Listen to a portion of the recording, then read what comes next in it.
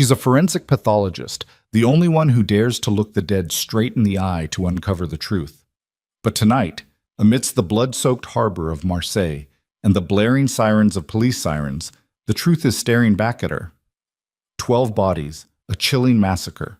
And the man who emerged from the shadows, the kingpin controlling the entire European smuggling route, is none other than the man she loved madly 15 years ago.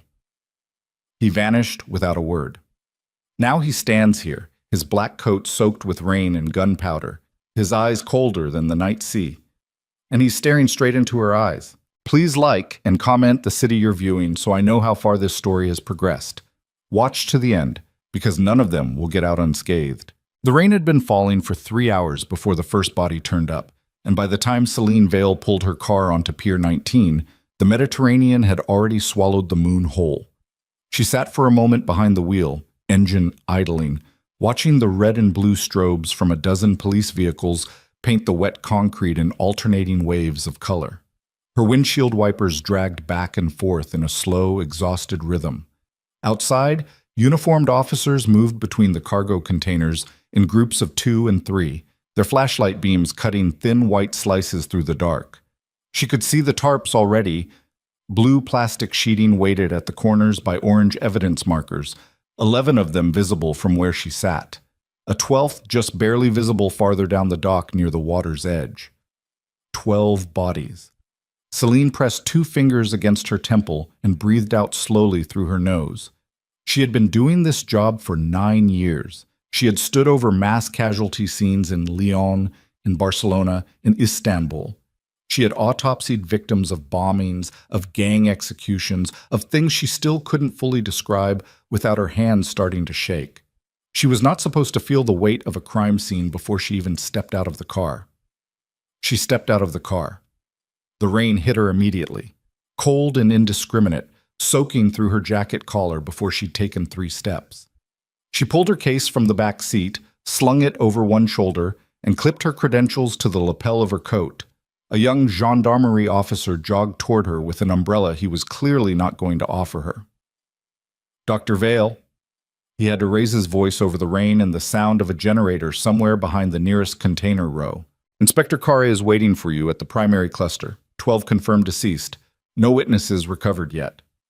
"Cause of death?" "Gunshot, best we can tell. But some of the bodies have—" He paused. Something shifted behind his eyes, a flicker of something that wasn't quite professional composure. "There's something surgical about the placement. Inspector Carr wanted your read before we let the scene photographers finish." "Surgical." Celine walked past him without responding. The pier smelled of diesel and salt water and iron. That last one wasn't the sea. She recognized it the way a sommelier recognizes an old vintage, not with pleasure, but with a kind of unwilling expertise. The blood had run in thin channels between the uneven concrete slabs and collected in dark pools near the bollards where the mooring lines were fastened. It had rained enough to dilute the edges of the pools, but not enough to erase them. She made a mental note of the drainage patterns as she walked. Inspector Henri Carr met her at the first cluster of bodies, 4 men arranged in a rough semicircle near the base of a container stack, each one face down, each one with a single entry wound at the base of the skull. Carre was a broad-shouldered man in his mid-50s with the kind of face that looked permanently annoyed regardless of circumstance. Tonight, he had reason to look it. "Vale?" He handed her a pair of nitrile gloves without preamble. "Tell me what you're seeing." She crouched beside the nearest body. Male, late 30s, heavy-set, dressed in the kind of nondescript dark clothing that suggested either warehouse labor or the deliberate effort to look like warehouse labor. She turned his head gently, or what she could access of it without disturbing the scene's integrity, and studied the entry wound. Small caliber, close range.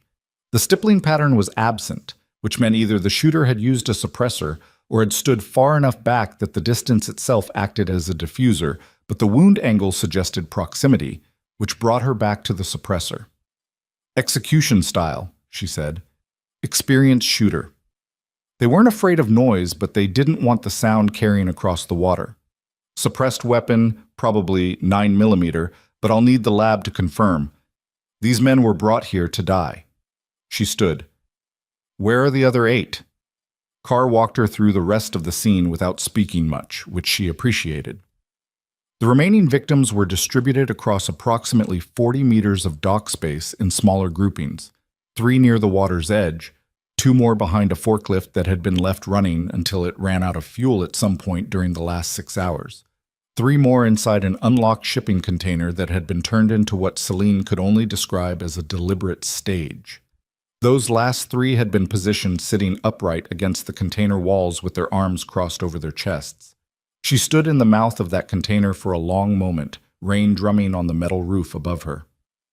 "Someone wanted these 3 found this way," she said. "A message," Carr said from behind her. "To who?" He didn't answer. She turned to look at him and found his jaw tight and his eyes pointed somewhere past her left shoulder, back toward the dock road. She followed his gaze. 3 black vehicles had pulled onto the pier road without sirens, without lights. Just the slow, deliberate movement of vehicles that had no need to announce themselves because every person present already understood who they belonged to. They stopped in a precise line. Doors opened. Men stepped out. 5, 7, 9 of them, each one positioned with the kind of disciplined spacing that told Celine they had done this before, that this was choreography rather than improvisation. Then the rear door of the center vehicle opened, and Lucienne Moreau stepped out onto the pier. Celine's body did something before her mind could intervene. Her breath stopped. Not caught. Stopped, the way it stops when you receive news that restructures the geography of everything you thought you knew. The gloves were still on her hands. The case was still over her shoulder. The rain was still falling. All of it continued exactly as it had been, and none of it registered because Lucienne Moreau was standing 40 meters away on a blood-soaked pier in Marseille, and she was looking at him. He was taller than she remembered, or perhaps the coat added to the impression of height. A long black wool overcoat that moved with him when he walked, dark enough to absorb the strobe light rather than reflect it. His hair was shorter now, darker at the temples, and his face had been carved by time into something sharper and harder than the face she had memorized 15 years ago in a sweltering New Orleans summer. The boy she remembered had laughed easily and played piano at every bar that would have him, and had looked at the world like it was a puzzle he was delighted to solve. This man looked at the world like a problem he had already solved and was bored by. His security detail fanned out and practiced arcs. 2 of them walked toward Carr with the body language of men who were not asking for permission. Carré's hand moved toward his jacket and then stopped, a decision made and unmade in the same half-second. And then Lucienne's eyes found her.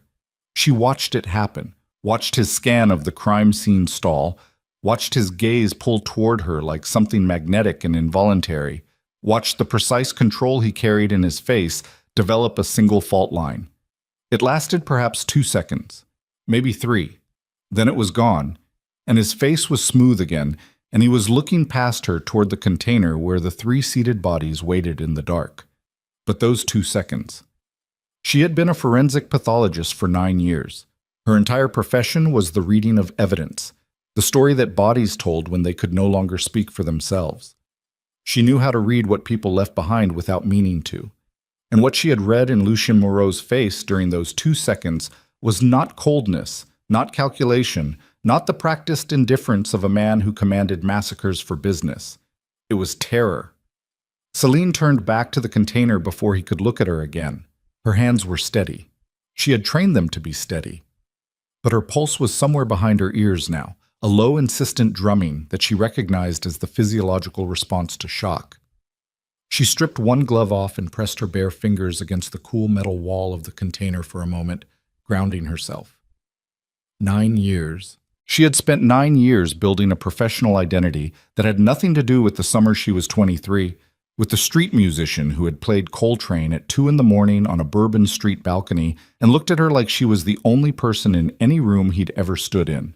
She had built walls that were 9 years thick, and she had done it carefully, brick by brick, and right now she could feel all of them trembling. She put the glove back on. Veil. Carr appeared at her shoulder again.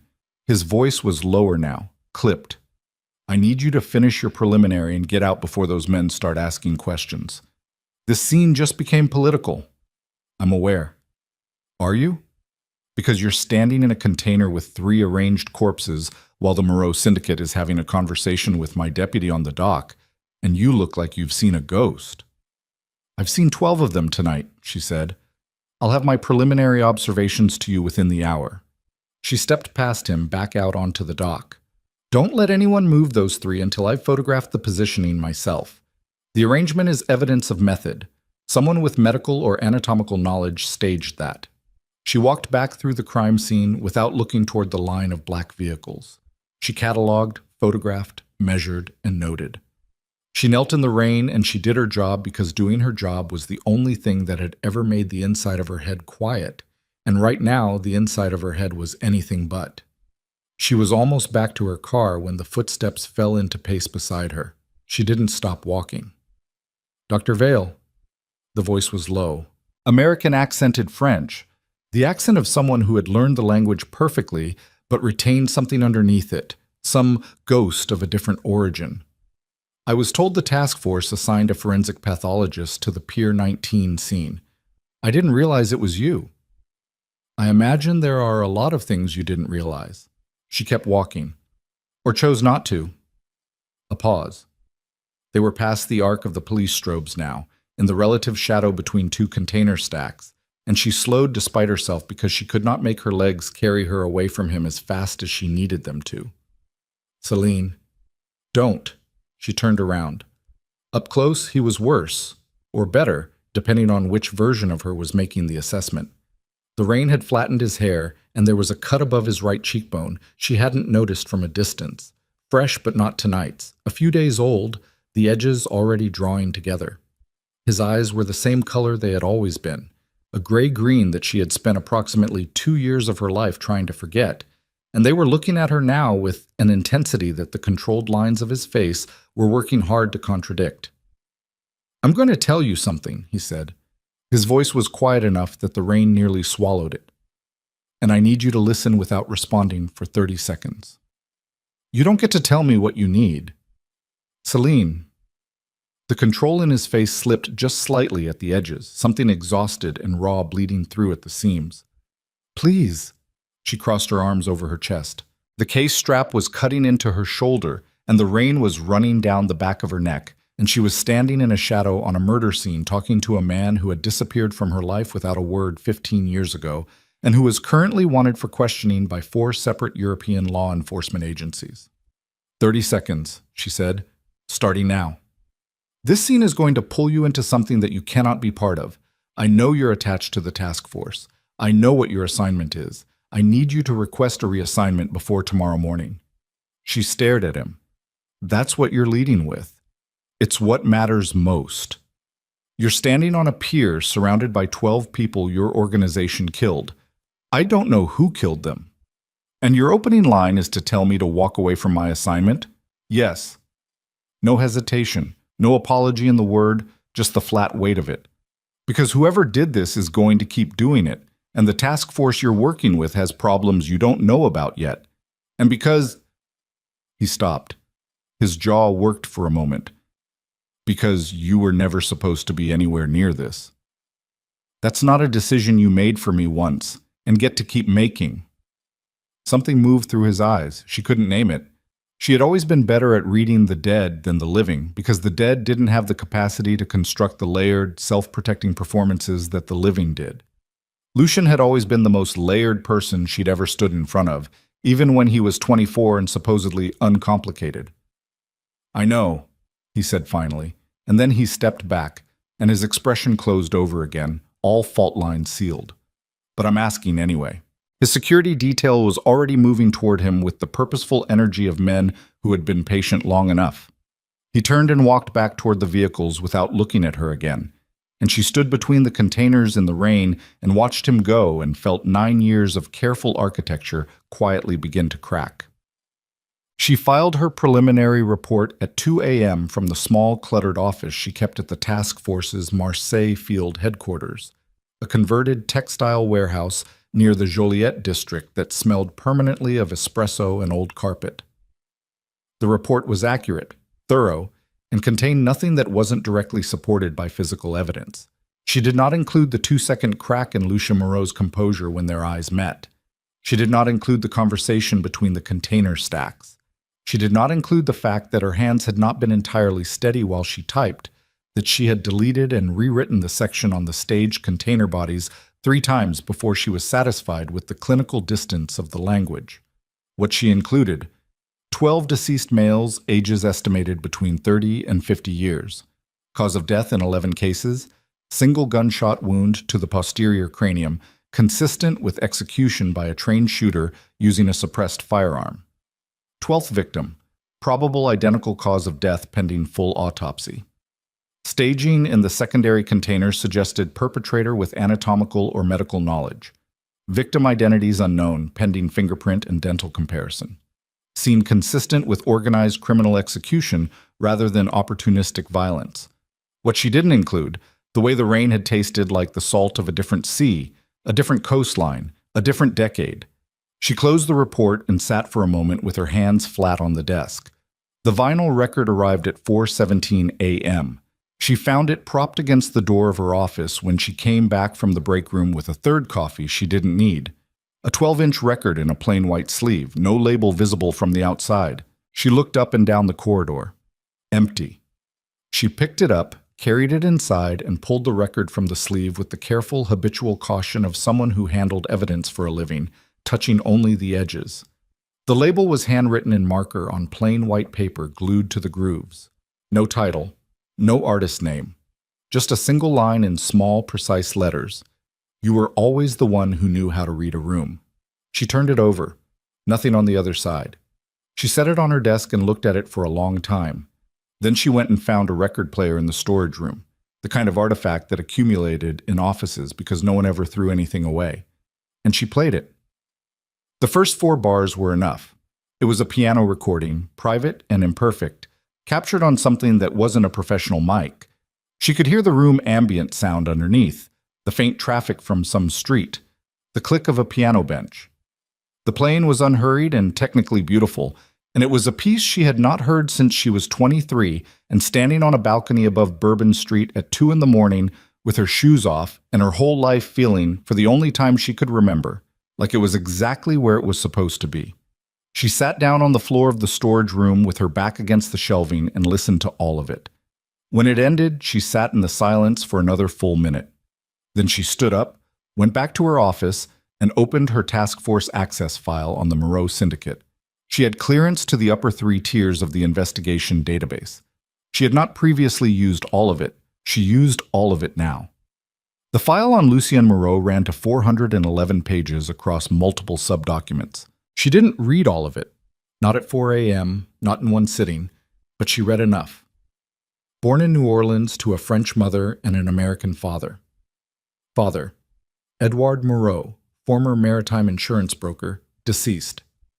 Manner of death: listed as accidental drowning in the file, but with a notation in smaller type that 3 investigating officers had filed dissenting assessments before the case was closed. Lucien Moreau: no criminal record prior to 15 years ago. First appearance in intelligence records: 14 years and 9 months ago, when his name appeared in a surveillance log for a meeting in Genoa between emerging criminal figures and representatives of what would later be identified as the Rivas shipping network. He had built an empire in 14 years. Or he had inherited one and burned the old version down and rebuilt it in his own image. The files weren't entirely clear on which version was accurate, and the parts that should have been clear were redacted in ways that she'd noticed investigators sometimes did when they weren't sure which version of events served their purposes better. She read the section on his known associates twice and then a third time.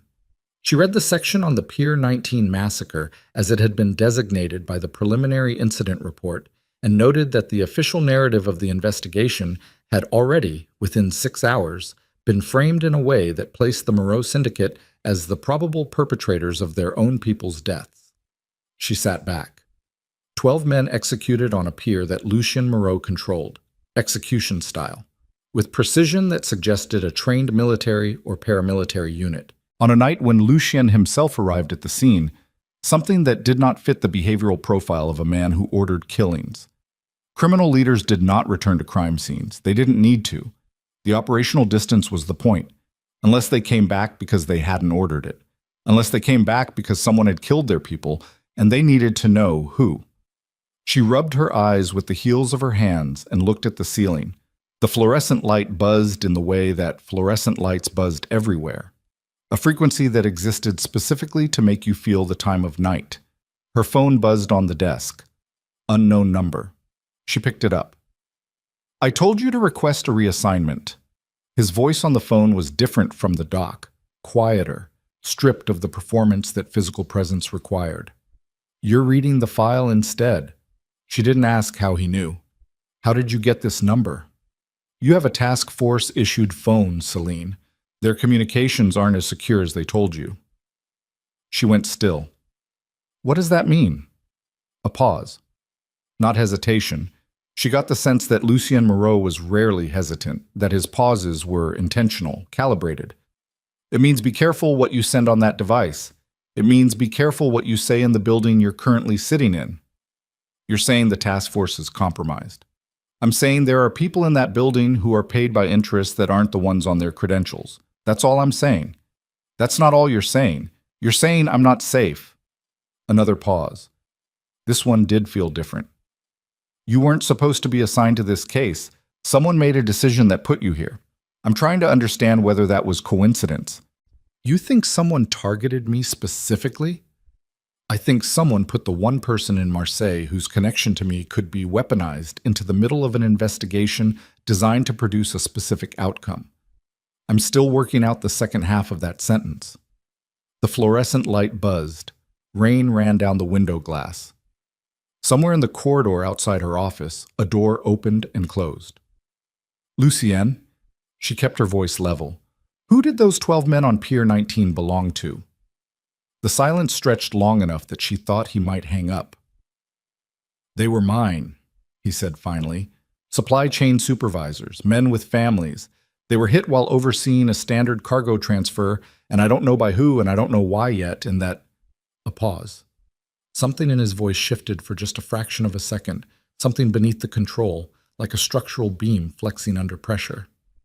"That's the first time in 8 years I haven't known the answer to those 2 questions before the bodies were cold." She closed the file on her screen. "Someone's moving against you." "Someone's been moving against me for months, but this is the first time they've moved against people who had nothing to do with the operational side of things. These weren't soldiers, Celine. They were logistics. They had families, kids." He exhaled slowly. "This was a message and a test." "A test of what?" "Of whether I would do something stupid in response." The control was back, complete and seamless. "Which is why I'm not going to, and why I need you to get out of this case before whoever sent that message decides that the forensic pathologist with access to all the evidence and a verifiable history with Lucien Moreau is useful to them in some way." She looked at the record sleeve sitting on the corner of her desk. The handwriting on it was the same handwriting she had last seen on a note taped to a coffee cup on a New Orleans kitchen counter. "Gone to get groceries. Don't let the coffee get cold." She had memorized it without meaning to. The kind of thing you memorize because you never expected it to be the last thing. "I'm not requesting a reassignment," she said. A beat. "I know. And I'm not going to stop investigating this scene." "I know that too. But I'm going to need you to tell me something true." She paused. "The night you left. The night you disappeared. What actually happened?" The silence on the line was different from the others, denser, weighted differently. The silence of a man deciding whether a door he'd kept locked for 15 years was one he could afford to open even slightly. "Not yet," he said. And then, before she could respond, "But I will. When it's safer to tell you." That's not a deflection, Celine. It's a calculation about who might be listening to this call right now despite the encryption. "I thought you said your encryption was better than the task force's." "It is, but better isn't the same as perfect." A pause. "Don't drive home the usual route tonight." The line went dead. She sat for a moment with the phone in her hand. Then she stood, put on her coat, picked up her case, and took the record sleeve off the desk and tucked it into her bag. She was not entirely sure why she kept it. It was not evidence of anything she could quantify. but her hands had reached for it before her brain gave the instruction, which was its own kind of data. She took the back stairwell out of the building and left her car in the parking structure and walked the 12 blocks to her apartment through the rain. She was 2 blocks from home when the black SUV turned out of a side street with its headlights off. She had enough time to process what that meant. A vehicle moving in a residential neighborhood at 5 a.m. with no headlights, moving fast, moving toward her, before her body made the decision that her mind was still forming. She didn't run. Running was movement in a straight line, predictable. She stepped left sharply into the mouth of an alley between a pharmacy and a dry cleaner, pressed herself against the wall, and held her breath. The SUV slowed at the alley entrance. It idled there for 3 seconds that each lasted approximately a year. Then headlights came on and it pulled away. Celine stood in the dark of the alley with her back against the pharmacy wall, and her case clutched against her chest and her pulse somewhere in her throat. She counted her breaths the way she had been taught to count them in the single self-defense course she'd taken 6 years ago and never repeated because she'd told herself she would never need it. Her phone buzzed. The unknown number. She answered without speaking. "Take the next left," Lucian's voice said. "There's a blue door. The code is the year we met. Someone will let you in." She stared at the mouth of the alley. The street beyond it was empty now, orange lit by sodium lamps, shining wet. Normal, ordinary, the kind of street that at any other hour of any other day in her life she would have walked without a thought. "You're watching me," she said. "I told you someone put you in this case deliberately, that SUV wasn't looking for an address." His voice was tight in a way she hadn't heard it before. "Move, Celine, please." She moved. She took the next left. There was a blue door, old wood painted recently over older paint, the kind of door that was never supposed to look like it led anywhere worth going. She punched in 4 digits. The lock released.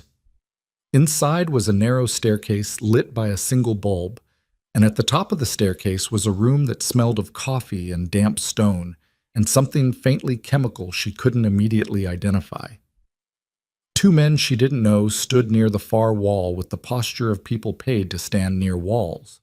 A folding table, a laptop, and on the laptop screen, a live feed showing the street outside from at least 3 angles. Lucian was not in the room. One of the men handed her a coffee without making eye contact or speaking, and she accepted it because her hands needed something to hold and her system needed the warmth. And she stood in the middle of the room and looked at the laptop screen and watched the blue door from 6 different angles and thought about 12 bodies on a pier and a vinyl record and a man whose face she had memorized and then tried for 15 years to forget, and what it meant that he had apparently been watching over her arrival in Marseille since before she knew she was coming. On the center camera feed, the black SUV rolled slowly past the blue door. It stopped. Stayed stopped for a full 10 seconds. Then it drove away again. And somewhere in Marseille, in whatever room Lucien Moreau was watching from, a decision had just been made that neither of them could take back. She didn't sleep. That wasn't unusual. She'd been a light sleeper since medical school, since the first time she'd stood over a table at 3 a.m. with a scalpel in her hand and understood that the body kept its secrets in layers, and you had to be patient enough to peel each one back without flinching. But this was different from the ordinary insomnia of a mind that wouldn't stop processing. This was the sleeplessness of a person who had walked through a door, literally a blue one with peeling paint, and understood somewhere below the level of conscious thought that the life on the other side of it was not going to look like the life before. She sat in the corner of the room on a wooden chair that was too short for the table beside it, and drank the coffee the silent man had given her, and watched the camera feeds on the laptop screen until the sky outside began its reluctant transition from black to the particular gray that preceded Marseille dawn. The 2 men near the wall changed shifts at some point, new faces, same posture, same careful avoidance of eye contact with her. And no one spoke and nothing happened on the street feeds, and eventually the blue door opened from outside and Lucian came in. He looked like he hadn't slept either. The cut above his cheekbone was more visible in the interior light. 3 centimeters, she estimated automatically. Shallow, but clean-edged. Not from a fall. An edge. He'd shed the long coat and was wearing a dark sweater that had seen better years. And there was something almost disorienting about the ordinariness of it, about the gap between the man who had stepped out of the convoy on Pier 19 and this version who moved through a cramped safe house with the quiet efficiency of someone who had spent a long time learning how to occupy small spaces without drawing attention. He looked at her. She looked at him. Neither of them spoke for a moment. "The SUV is registered to a leasing company in Nice that doesn't exist," he said. He pulled a second chair away from the wall and set it on the other side of the table and sat down without ceremony. "The plate traces back to a fleet vehicle that was reported stolen 4 months ago. Whoever's running this has infrastructure that predates you being assigned to the case. So they knew I was coming before I did. That's one interpretation. What's yours?" He leaned forward, both forearms on the table, and she noticed that his hands were still, the hands of someone who had trained himself out of the nervous habits that gave people away. "My interpretation is that someone inside the task force pulled strings to get you assigned specifically and then notified people outside the task force that you were here, which means whoever's running the operation against me has sources inside your agency, and those sources are willing to use you as—" He paused, chose the word deliberately. "Leverage. Against you. Against me." She set down the coffee cup. "That's a significant conclusion to reach by 6 a.m. I've been working toward it for 3 months. He held her gaze. "The Pier 19 massacre wasn't the first move. It was the fourth. Someone has been systematically eliminating the people in my network who knew the most about the evidence I've been accumulating. Not soldiers, not enforcers, the analysts, the accountants, the people who understood the architecture." He paused. "Someone is trying to blind me before they come for the ledger." "What ledger?" The room went very quiet. The two men near the wall were suddenly looking at the floor with the concentrated attention of people pretending very hard not to listen. "Lucienne," she kept her voice even. "What ledger?" He looked at her for a long moment with an expression she couldn't fully decode. Not reluctance exactly, more like a man standing at the edge of something and calculating the depth of it. "There is a record," he said slowly. "A financial and operational record of transactions that connect approximately 60 individuals, politicians, banking executives, intelligence contractors, law enforcement officers across 7 countries, to a trafficking network that has been operating under legitimate shipping cover for 22 years. The breath moved out of her slowly. "You have it. I built it, 12 years of it." His jaw tightened. "It's why I'm still alive. And it's why 12 men are on slabs in the Marseille city morgue right now. Because whoever is moving against me has decided that removing the people who helped me build it is a more effective strategy than coming directly at me." She thought about the 3 bodies in the container, positioned, arms crossed. The staging at Pier 19, that wasn't random either, was it? No. What does it mean? His expression shifted. Something moved across it that was too fast to name and too real to be anything but involuntary. "It's a signature. It was used once before 15 years ago, at a scene that was never officially connected to organized crime." He stopped. She felt something cold move through her chest that had nothing to do with the temperature of the room. "Lucienne." "Not here." His voice had dropped, and the control in it was back, but it was working harder now. She could hear the effort of it. "Not yet. There are things I need to tell you that I can't tell you in a room with other people present." "Then tell me when—" The laptop pinged. One of the wall men crossed to it in 3 steps and looked at the screen and said one word in French that translated approximately to problem, and Lucien was on his feet before Selene had fully processed the word. She stood too, moving to look at the laptop feed. On the street camera, 3 vehicles had stopped outside the building. Not the black SUV from before. These were unmarked gray sedans with the particular license plate configuration that French law enforcement used on operational vehicles. "Task force?" she said. "Worse." Lucienne was already moving toward a door in the back wall that she hadn't noticed before because it was designed not to be noticed. "Internal Security Division. They don't operate on task force authorization. They operate independently." He glanced at her over his shoulder. "They're here for you, not me. They don't know I'm in this building." "For me?" She stared at him. "On what grounds?" Whatever ground someone decided to give them at, he checked his watch. 6:14 in the morning. He held the back door open. You have about 90 seconds to decide whether you walk out the front and go with them voluntarily or you come with me right now and we have a significantly more complicated conversation somewhere safer. She looked at the laptop screen. The agents on the street feed were fanning out with the body language of a team that wasn't coming to ask polite questions. She picked up her case. I'm going to need answers, she said. Real ones, not redacted. I know. Today. Not when it's safe or convenient or today. He held her gaze for exactly 1 second, and in that second there was something behind his eyes that was not professional and not calculated and not the persona of the man the files described. I promise you that. She walked through the back door. The safe house he brought her to was 40 minutes outside Marseille, up a road that stopped being paved after the first kilometer and wound through scrub pine and limestone outcroppings above a coastline she didn't recognize. The vehicle they used was a 10-year-old Peugeot that smelled of cigarettes and had a crack in the windshield on the passenger side that someone had attempted to fix with tape and largely failed. It was such a deliberate contrast to the convoy on Pier 19 that it took her almost 15 minutes to realize the contrast itself was the point. That Lucien Moreau moved through the world in layers, the visible and the invisible, and what you saw at the port was precisely what he needed you to see. The building was old stone, low-roofed, pressed into the hillside like it was trying to disappear into the rock.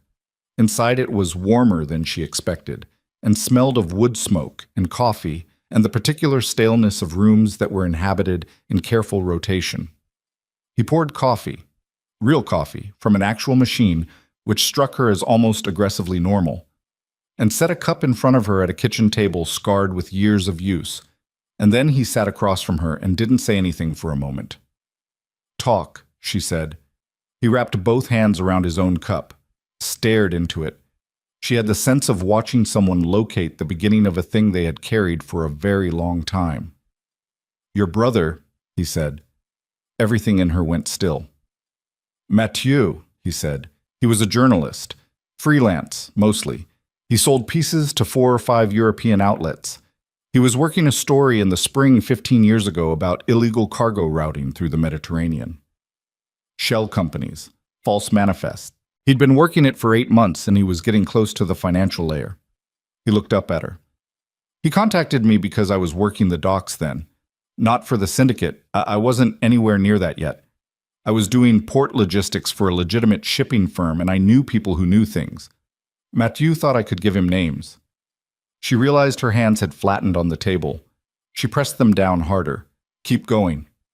I gave him 2 names. Mid-level operators, people I'd heard things about. Nothing I could prove. He took those names and he went somewhere with them that I didn't know about. And 3 weeks later, Lucien stopped. His jaw worked. 3 weeks later, he was dead. They called it a drowning. He was found in the harbor at Nice. No signs of violence, the report said. He met her eyes. There were signs of violence. I saw the photographs that weren't in the official report. Someone had access to the investigation file and removed them. The kitchen was very quiet.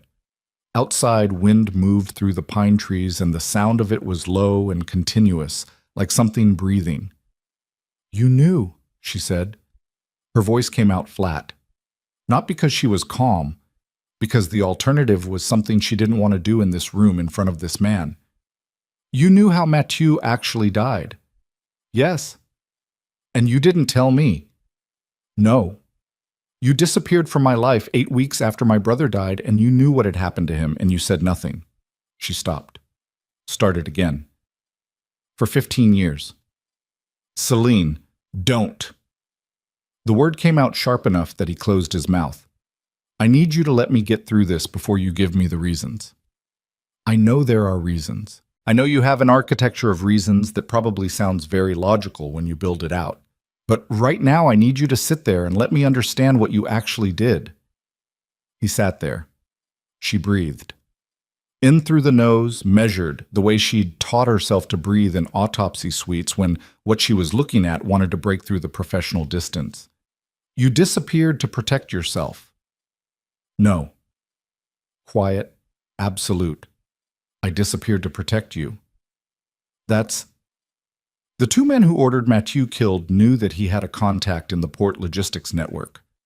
They didn't know who yet. I found out they were looking within 48 hours of his death. He set down the coffee cup with careful precision.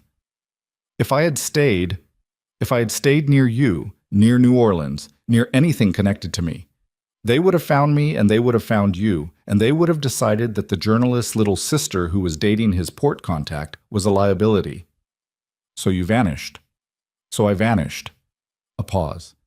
And then I went looking for them.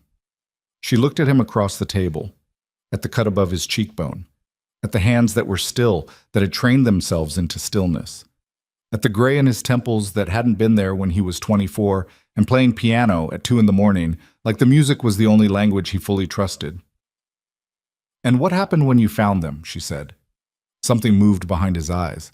Not guilt exactly, something older and more complicated than guilt. The expression of a man who had made a series of decisions that could not be unmade and had long since passed the point of pretending otherwise. I found that you can't destroy a network from the outside, he said. You can only dismantle it from within. She understood then, the full shape of it, the 14 years in the intelligence files, the empire built from the inside, the ledger constructed over a decade of being exactly what you were fighting. You became them. I became what I needed to be. His voice was steady, but the steadiness cost him something. She could hear the cost of it. I'm not going to tell you I didn't. I'm not going to tell you that the things in my file aren't real. Some of them are real. Some of the blood is mine to carry. He held her gaze. But the ledger is also real, and the names in it are real. And if it surfaces in the right way with the right documentation, it ends something that has been running for 22 years and has cost... He stopped. It has cost more than I can quantify. Including Mathieu. Including Mathieu. The two words landed in the room like stones dropped in still water. She sat with that for a moment. Let it be what it was. She was a forensic pathologist. Her entire professional existence was built on the principle that truth had to be faced directly, that looking away from what a body told you was a form of dishonesty that had consequences. She was not going to look away from this. The people who killed him, she said, are they in the ledger? The people who ordered it are. A pause. The man who made the specific decision is someone you're going to encounter in the course of this investigation. His name is Adrian Voss. He presents as a financial consultant with legitimate European credentials. He is the operational architect of the trafficking network, and he has been protected for 2 decades by the intelligence assets in his pocket. Lucien's voice was factual, uninflected, the voice of someone who had processed rage into something colder and more durable. He is also the person who decided to move against my network in the last 3 months. And he is the person who arranged for you to be assigned to the Pier 19 case. She stared at him. Why me specifically? Because he knows about New Orleans. Lucien held her gaze. He knows our history. He's known about it for years. It's in a file somewhere, the kind of file that gets built on people who might become useful or dangerous later. He put you in this investigation because a forensic pathologist with a personal connection to Lucien Moreau, found to be conducting a private investigation or sharing evidence inappropriately, becomes a tool for discrediting everything she touches. He paused. Including the ledger, if it ever surfaces. The full architecture of it landed on her all at once, and it was so complete, so precisely constructed that for a moment she couldn't speak. Voss hadn't put her here to find evidence. He'd put her here to become compromised evidence. Her presence in this investigation, her history with Lucien, her access to the forensic data, all of it could be used to suggest contamination, to argue that the chain of evidence had been corrupted, to make everything she touched professionally radioactive. He's going to frame me, she said. He already started. Lucien reached into the bag he'd carried in from the car and pulled out a folder, physical paper, which she noted as deliberate, and set it in front of her. These were sent to the Internal Security Division at 5 a.m. this morning. That's why they were at the safe house. She opened the folder. Inside were photographs. Surveillance photographs, taken with a long lens, time-stamped across the previous night. Her arriving at Pier 19, her at the crime scene, her in the shadow between the containers, talking to Lucian. The conversation between the containers, captured at an angle that showed their proximity, his hand raised toward her face turned up toward his. From a certain reading, from the reading that someone without context would apply, it looked like a private meeting. It looked like a woman with crime scene access conducting a quiet negotiation with a known criminal figure. There was a document clipped behind the photographs, an internal memo, formatted in task force letterhead. It cited the photographs as evidence of potential evidence tampering. It recommended Dr. Celine Vale be suspended from the investigation pending review. Her name was already in the system as a person of interest. She closed the folder. She was aware of her own breathing in a way she rarely was, aware of its steadiness, of the deliberate mechanical quality she was imposing on it. The body's instinct was to hyperventilate. The body wanted to move, to run, to do something physical in response to a threat. She had spent 9 years training herself out of that instinct in professional contexts. She used that training now. He moved fast, she said. He always moves fast when he's already positioned. Lucienne was watching her with an expression she couldn't fully categorize, careful, and underneath the carefulness something that might have been admiration if it hadn't also looked so much like pain. Celine, you need to understand what this means now. It means I can't go back to the task force. It means you can't go back to anything that was your life before last night. He said it without gentleness, but also without coldness. As a fact, your professional credentials are being questioned in an official document. Your access will be flagged. Your apartment... He paused. I need you to assume your apartment is not safe. She thought about her apartment. The books stacked beside her bed. The good coffee she bought from the place 2 streets over. The framed photograph of Mathieu on the shelf above her desk. Him at 26, laughing at something outside the frame. The kind of laugh that had always made the people around him start laughing too before they knew what was funny. The forensic evidence I collected last night, she said, is in the task force system, which means Voss has access to your notes. The staging in the container, I documented that as evidence of anatomical knowledge. If Voss sees that, he'll know how much you understood from the scene. Lucian nodded. Yes. She stood up from the table, moved to the window which looked out over the scrub pine hillside and the silver line of the sea far below. The morning had arrived fully now, gray and cool and indifferent in the way that mornings were always indifferent to the state of the people moving through them. The ledger, she said to the window. Where is it? Lucienne was quiet for a moment. Lucienne, the ledger. Where is it? Distributed, he said. Pieces of it in multiple locations. No single person knows all the locations. A pause. Including me. She turned around. That's a lie. He looked at her steadily. It's a precaution. It's a lie with a practical justification, which is still a lie. She crossed her arms over her chest. You know where all of it is? You built it. You don't distribute something like that and then not maintain complete access. Because if you did, you'd lose control of the timeline and the conditions under which it surfaces, and control of the timeline is the only leverage you have. She held his gaze.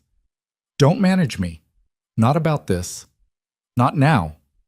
Something shifted in his face, a kind of capitulation that wasn't quite surrender, more like the decision to stop holding a position he'd always known was temporary. There's a vault, he said.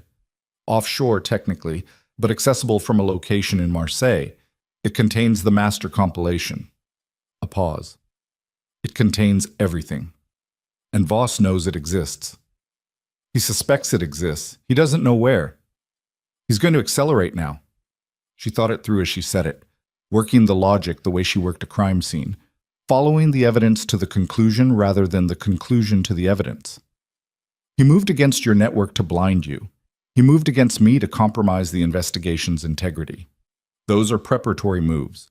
He's preparing to come for the vault directly. Yes. Which means we have a window. She met his eyes. How long? Lucian stood, and for a moment standing in a stone room above the Mediterranean with morning light coming gray and thin through the window, he looked less like the file and more like the man she had loved at 23. Not young, not uncomplicated, but present, fully present, in a way that the managed persona of the peer couldn't accommodate. Days, he said, maybe less. Her phone buzzed on the table. Not the task force phone. Her personal phone. The number she gave to almost no one. She looked at the screen. Unknown number, text message. 3 words and an image file. The words were, "We have your files." The image was a photograph of her Marseille apartment. Interior shot. Taken from inside, from the hallway, showing her desk clearly. The stacked case files, the framed photograph of Mathieu, the record sleeve she had taken from the office and left on her desk before she left this morning. Someone had been in her apartment. Someone was possibly still in her apartment. And the record sleeve, the one Lucien had sent, was in the photograph with her name written on a sticky note attached to it in handwriting that wasn't hers, positioned to look as though she had labeled it herself, as though she had been corresponding with. Lucien crossed the room in 4 steps and took the phone from her hand. He looked at the photograph for 3 seconds. That was all. 3 seconds. And then his face did the thing she'd seen it do twice now. The fault line appearing and then closing, the control reasserting itself with the speed of a reflex trained over years of necessity. But this time she was close enough to see what lived underneath the control in those 3 seconds. And what lived there was not anger. It was recognition. "You know who took this," she said. He set the phone face down on the table. "Get your case." "Lucien, we need to move right now." He was already across the room, speaking in low, rapid French to the man near the door, who nodded once and disappeared through the back. "We have maybe 12 minutes before whoever sent that message decides the text wasn't enough of a statement." She picked up her case. Her hands were steady. She was starting to understand that her hands were going to be steady regardless of what happened, that 9 years of standing over things that should not be looked at directly had built something in her that was not courage exactly, but was the functional equivalent of it. The ability to keep moving through situations that the body's instinct wanted to classify as stop. "Tell me who it is." "In the car." "Tell me now." He turned to look at her from across the room, and for a moment they were just 2 people standing in an old stone house above the sea, and the distance between them was not 12 feet of flagstone floor, but 15 years of everything that distance had accumulated. "It's Renard," he said. The name landed without context, and she said so. "Philippe Renard." Lucien picked up his own bag, moving with the efficient, unhurried speed of someone who had evacuated safe houses before and understood that panic cost more time than it saved. "He's the deputy operational director of the task force. He's also been on Voss's payroll for 6 years. She followed him toward the back door. "He's the one who assigned me to the case." "Yes." So Voss didn't reach into the task force to move a piece. The task force is the piece. The upper tier of it. He held the back door open. Cold morning air hit her face, smelling of pine resin and the sea far below. There are people on that task force who don't know. Junior investigators, analysts, the forensic support staff, but the operational decisions, the assignments, the raid planning, the evidence protocols, those run through Renard, and Renard runs through Voss. They moved down a narrow path behind the building, through pine scrub that caught at her jacket sleeves. The Peugeot was parked in a shallow depression below the house, invisible from the road above. "The peace negotiation," she said, working it as she walked, following the chain of it. "The one in your files. There's a notation about a scheduled meeting between your representatives and law enforcement liaisons. Upcoming, within the week." Lucien stopped walking, turned to look at her over his shoulder, and his expression was the particular expression of a man recalibrating how much the person in front of him already understood. "You read that far into the file." "I read all of it." She met his eyes. "It's staged. The negotiation. Renard set it up. It was proposed through official channels 3 weeks ago as a condition of cooperation meeting. My legal representatives accepted it in good faith because—" He paused, and the pause had weight in it, the weight of something he didn't enjoy admitting. "Because I allowed them to. Because I thought it was an opportunity to create a protected channel for the ledger's transfer. And instead it's an ambush. That's my current assessment, yes." He started walking again, which I arrived at approximately 40 minutes ago, which is why my morning has been suboptimal. The Peugeot smelled of cigarettes and the specific anxiety sweat of people who had sat in it during bad situations. She got in the passenger side. Lucienne got behind the wheel and started the engine without turning on the lights, pulling out of the depression and onto the unpaved track by feel and whatever memory he had of the road. "The photograph of my apartment," she said. "They were sending a message about the record sleeve. They want me to know they can place evidence of contact between us in my personal space. They want you to know they've already placed it." He kept his eyes on the track. Past tense. That photograph was taken, not staged for the photograph. The sleeve is already there. A pause. "With your name on it in someone else's handwriting designed to read as yours." She thought about that, about the deliberate precision of it. Not just the act, but the documentation of the act. The text message sent immediately after, the 3-word message calibrated to produce maximum psychological pressure. "We have your files." Not "we will," present tense, already done, already in place. "They want me reactive," she said. "Frightened and reactive." "Yes." "So I'm not going to be." He glanced at her sidelong in the gray morning light, just briefly, and something moved across his face that might have been the ghost of something he used to be before whatever he'd become had replaced it. "No," he said. "I didn't think you would be." He drove for 20 minutes before she realized they were heading back toward Marseille rather than away from it, and when she said so, he said only that the thing they needed was in the city, and there was no way around that, and she didn't argue because she had run out of the kind of energy that arguing required, and what remained was something cleaner and colder and more useful. He parked on a street she didn't recognize in a neighborhood that sat at the edge of where the tourist maps ended and the working city began. Concrete apartment blocks with laundry on the lines, a closed boulangerie, a tabac with its metal shutter halfway up. He made a call in low, rapid French that she could follow but only barely, and then they waited in the car for 11 minutes by the clock on the dashboard. A man appeared on the street. 50s, heavy-set, wearing the kind of clothing that was designed to look like he worked with his hands because he did work with his hands. He leaned against the building wall and lit a cigarette and did not look at the Peugeot.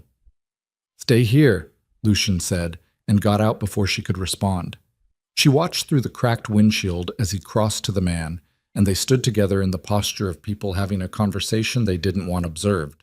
Bodies angled slightly away from each other, voices low, the cigarette providing cover.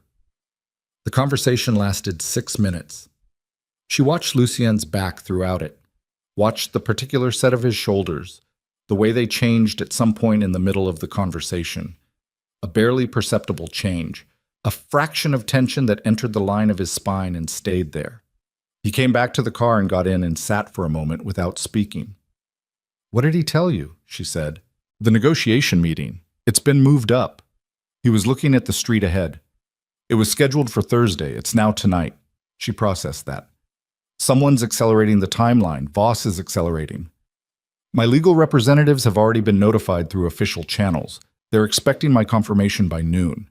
He paused. "My people will go to that meeting expecting a structured conversation with law enforcement liaisons. What they'll walk into..." He stopped. "Tell me. Based on what Arnaud just told me, based on the operational movements his contacts have observed in the last 6 hours, there is a federal tactical unit that has been staged in the Joliet district since 3 a.m. Not a standard arrest unit, a unit with the operational profile of a termination order." The words sat in the air of the car. "They're not going to arrest your representatives," she said. "No. They're going to kill them and call it an armed confrontation. And with the forensic evidence from Pier 19 already framing the Moreau Syndicate as perpetrators of their own people's deaths, the narrative writes itself." His voice was flat and deliberate, each word placed with the care of someone who understood that if the flatness cracked, he wasn't sure what would come through. An attempted negotiation that turned violent. Criminal organization opens fire on law enforcement. Legitimate defensive response. A pause. 6 or 8 of my people dead in an opera house overlooking the sea, and the story of the Moreau Syndicate ends as a cautionary tale about the limits of criminal power. And the ledger? With the syndicate officially dismantled and its leadership dead or scattered, the ledger becomes evidence in a closed investigation. Managed by Renard, processed through Voss's channels. He turned to look at her. It disappears. She sat with the full shape of it for a moment. The Opera House. The tactical unit staged since 3 a.m. The legal representatives already notified, already expecting Lucian's confirmation, already moving towards something that had been designed from the beginning to be a killing floor. "How many people?" she said. "Who would go to the meeting?" "Yes." He was quiet for a moment. 8, possibly 10. She thought about 12 blue tarps on Pier 19 and the blood running in channels between the concrete slabs. And she thought about Mathieu at 26, laughing at something outside the frame. "We have to warn them. I can't reach them through any channel that isn't monitored." The frustration in his voice was controlled but audible, the sound of a man hitting a wall he'd already hit several times from different angles. "Every communication line my representatives use goes through Renard's infrastructure. Every contact I attempt will be flagged and will tell Voss that I know about the setup. So you lose the element of surprise. So I lose the only thing I currently have," she thought. She was good at thinking under pressure. It was the specific skill that had made her useful in a profession that required it. The ability to move through a problem laterally when the direct route was blocked. To follow evidence chains in directions that weren't obvious until they were. "The forensic evidence from Pier 19, she said slowly. "My preliminary report is in the task force system. Renard has access to it." "Yes." "But the physical evidence, the samples I collected, the chain of custody on the biological material, that runs through the lab, not through Renard. The lab director is not task force personnel. She's contracted through the city medical examiner's office."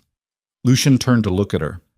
"If I contact the lab directly," Celine said, "through the medical examiner's office channels rather than task force channels, requesting an urgent review of the staging evidence, the 3 bodies in the container, I can create a legitimate professional reason to be at the ME's office this morning. And the ME's office is 4 blocks from the location where your representatives will be told to assemble before the meeting. You'd be walking directly into Renard's operational area. I'd be walking into it with a professional cover that he himself established when he assigned me to the case." She met his eyes. "He made me part of this investigation. That cuts both ways." The look he gave her lasted several seconds. It was a look she couldn't entirely categorize.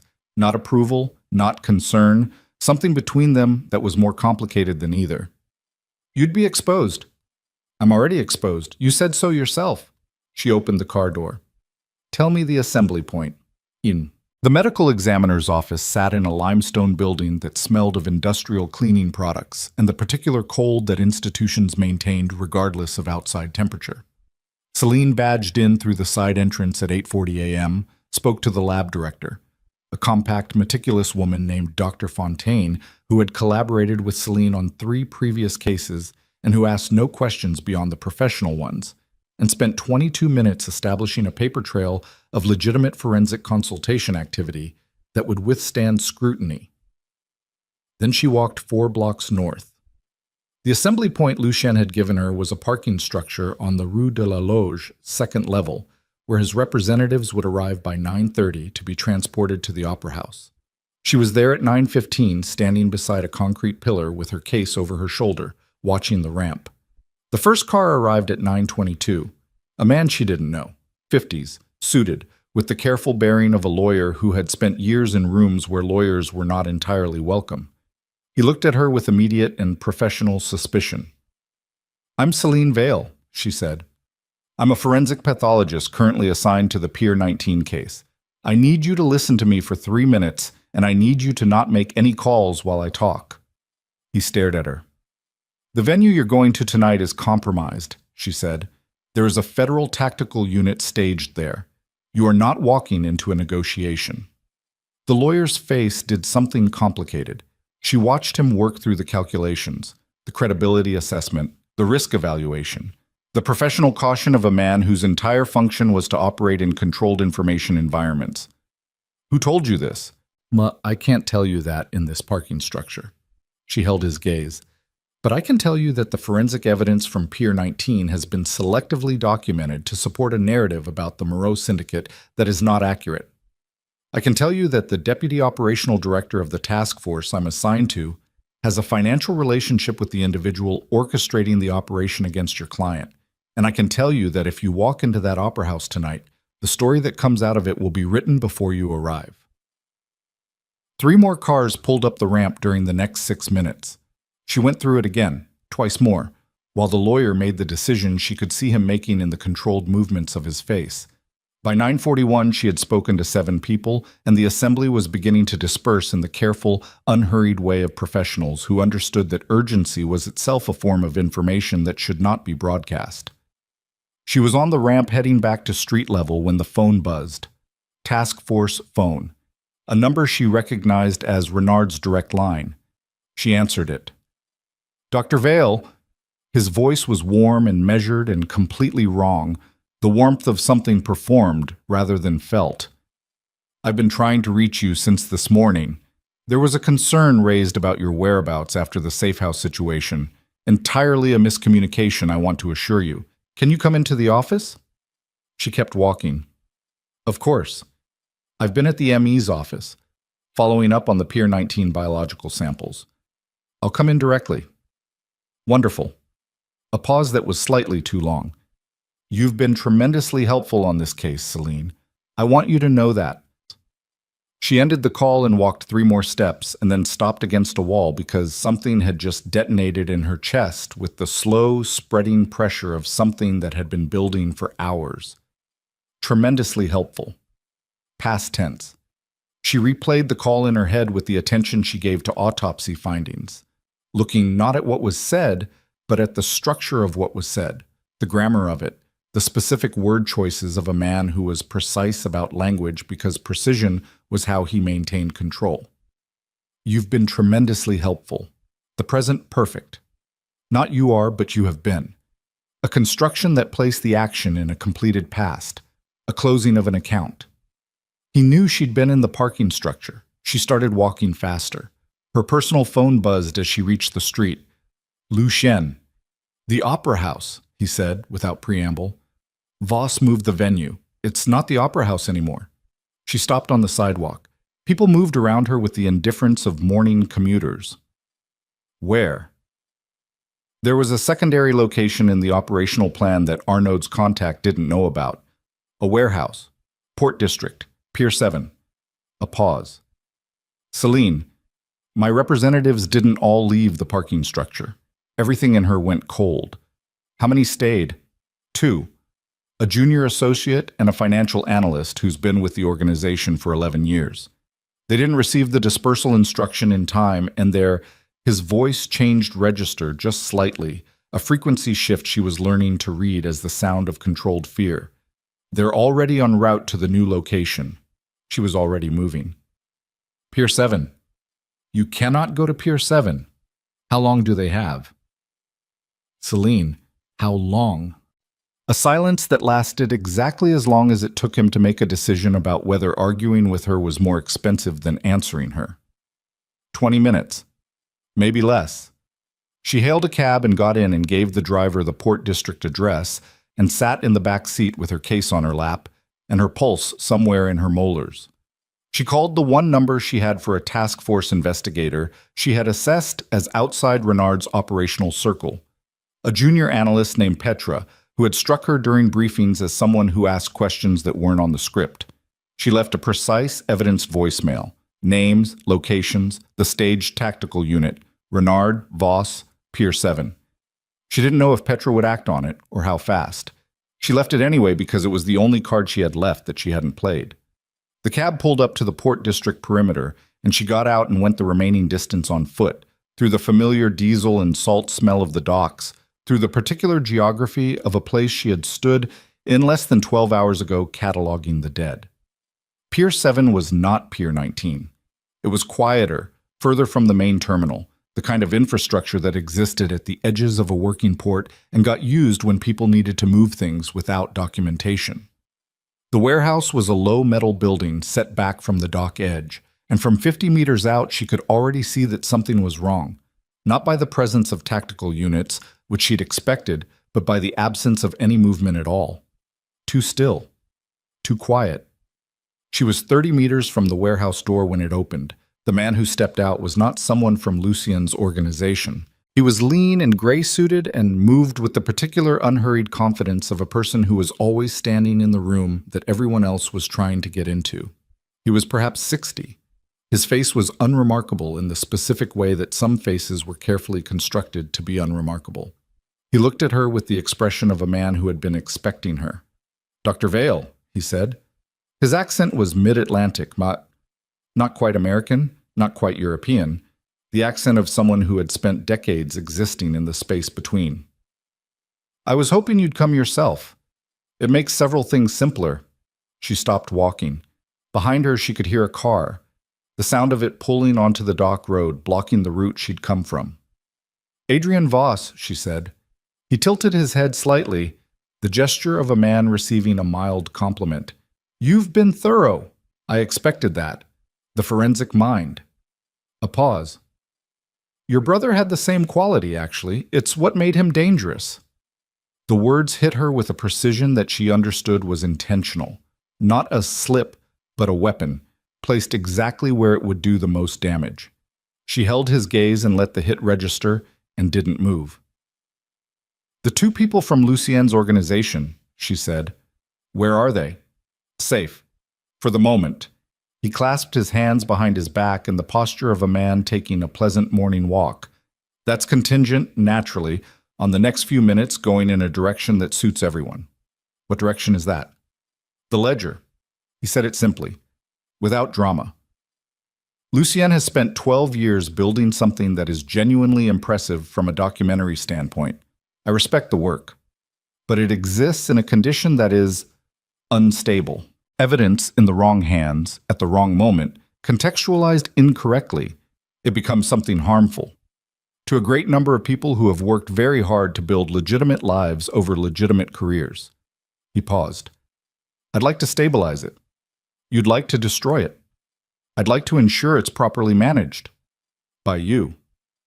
By people equipped to understand its full implications." He met her eyes with the calm of someone who had had this conversation in various forms many times before. "You're not going to find what you're expecting to find inside that warehouse, Dr. Vale. What you're going to find is a straightforward choice." He tilted his head again. "You have access to Lucien, more access, I suspect, than anyone currently in my employ. I'd like you to use that access to arrange a transfer." She understood then. She understood the full shape of it. Not just the Pier 19 setup, not just the compromised task force, not just the photograph in her apartment. All of it, the entire architecture. She had not been put in this investigation to be discredited. That had been the secondary function, the contingency. The primary function was this.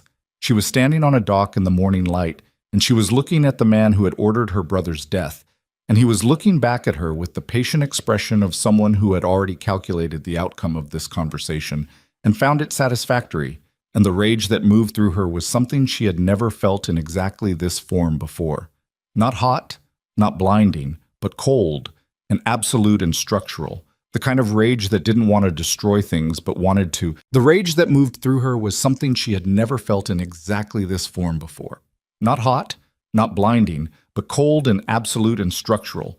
The kind of rage that didn't want to destroy things, but wanted to dismantle them, methodically. Completely. Down to the last bolt. She looked at Adrian Voss in the morning light, and she said nothing for 4 seconds, and in those 4 seconds she made a decision that she understood, with the clarity that comes only when all the available options have been stripped away, was the last decision of the person she had been before this morning. "All right," she said. Voss's expression didn't change. That was the tell. A man who had expected resistance and received compliance too quickly would show something, some flicker of surprise or recalibration. He showed nothing, which meant he had already planned for this answer, and the answer didn't matter because the plan accommodated both. She filed that. "I'll need to contact him directly," she said. "He doesn't take intermediary messages for anything operational." "Of course." Voss produced a phone from his jacket pocket. Not her phone, a clean device.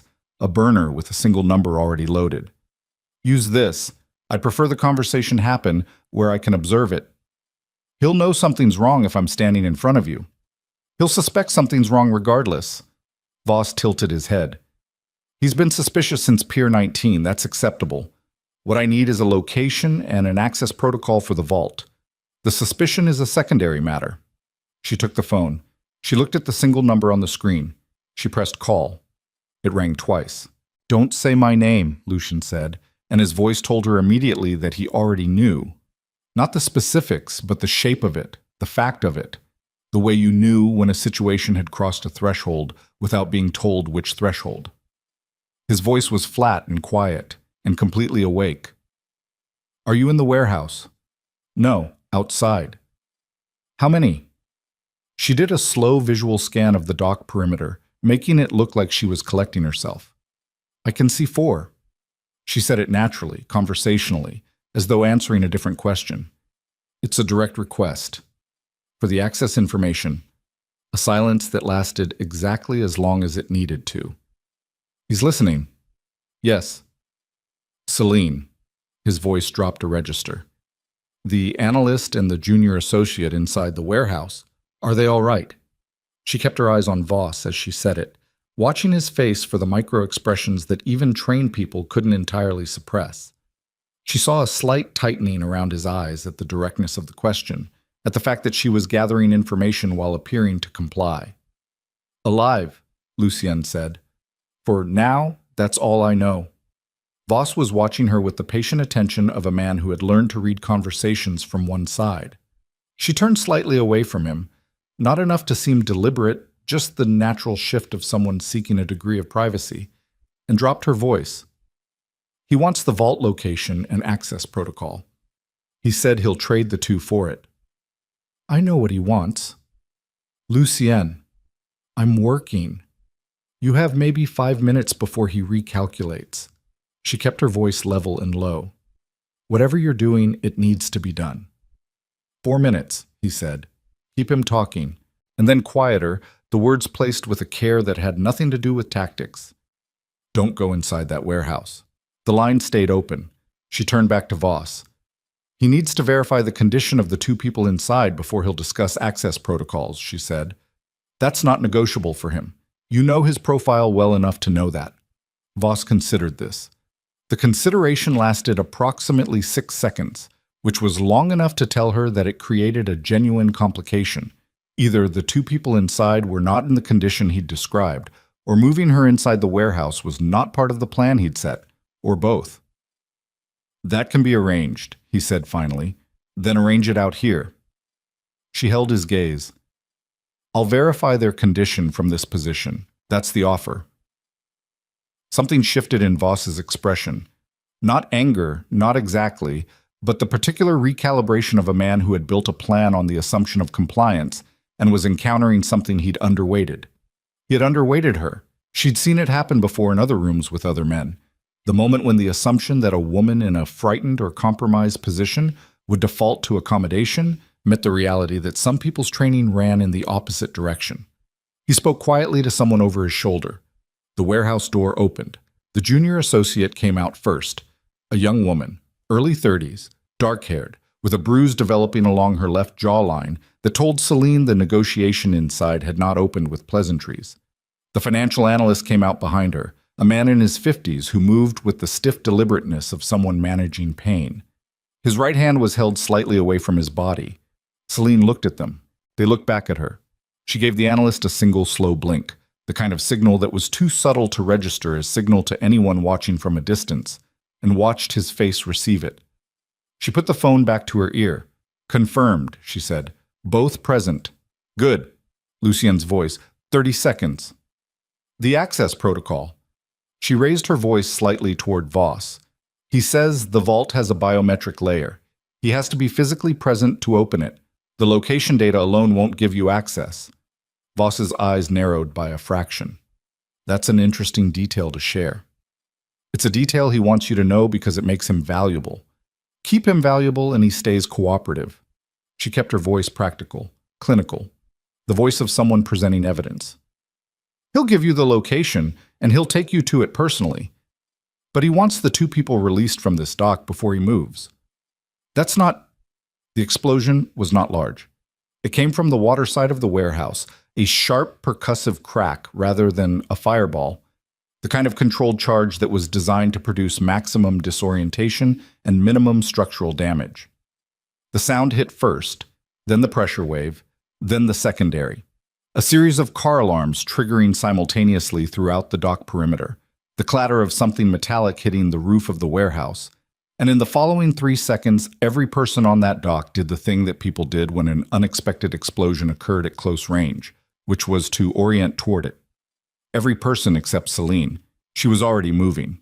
She crossed the 3 meters between herself and the analyst in 4 steps, grabbed his uninjured arm, and pulled. The young woman moved without being told.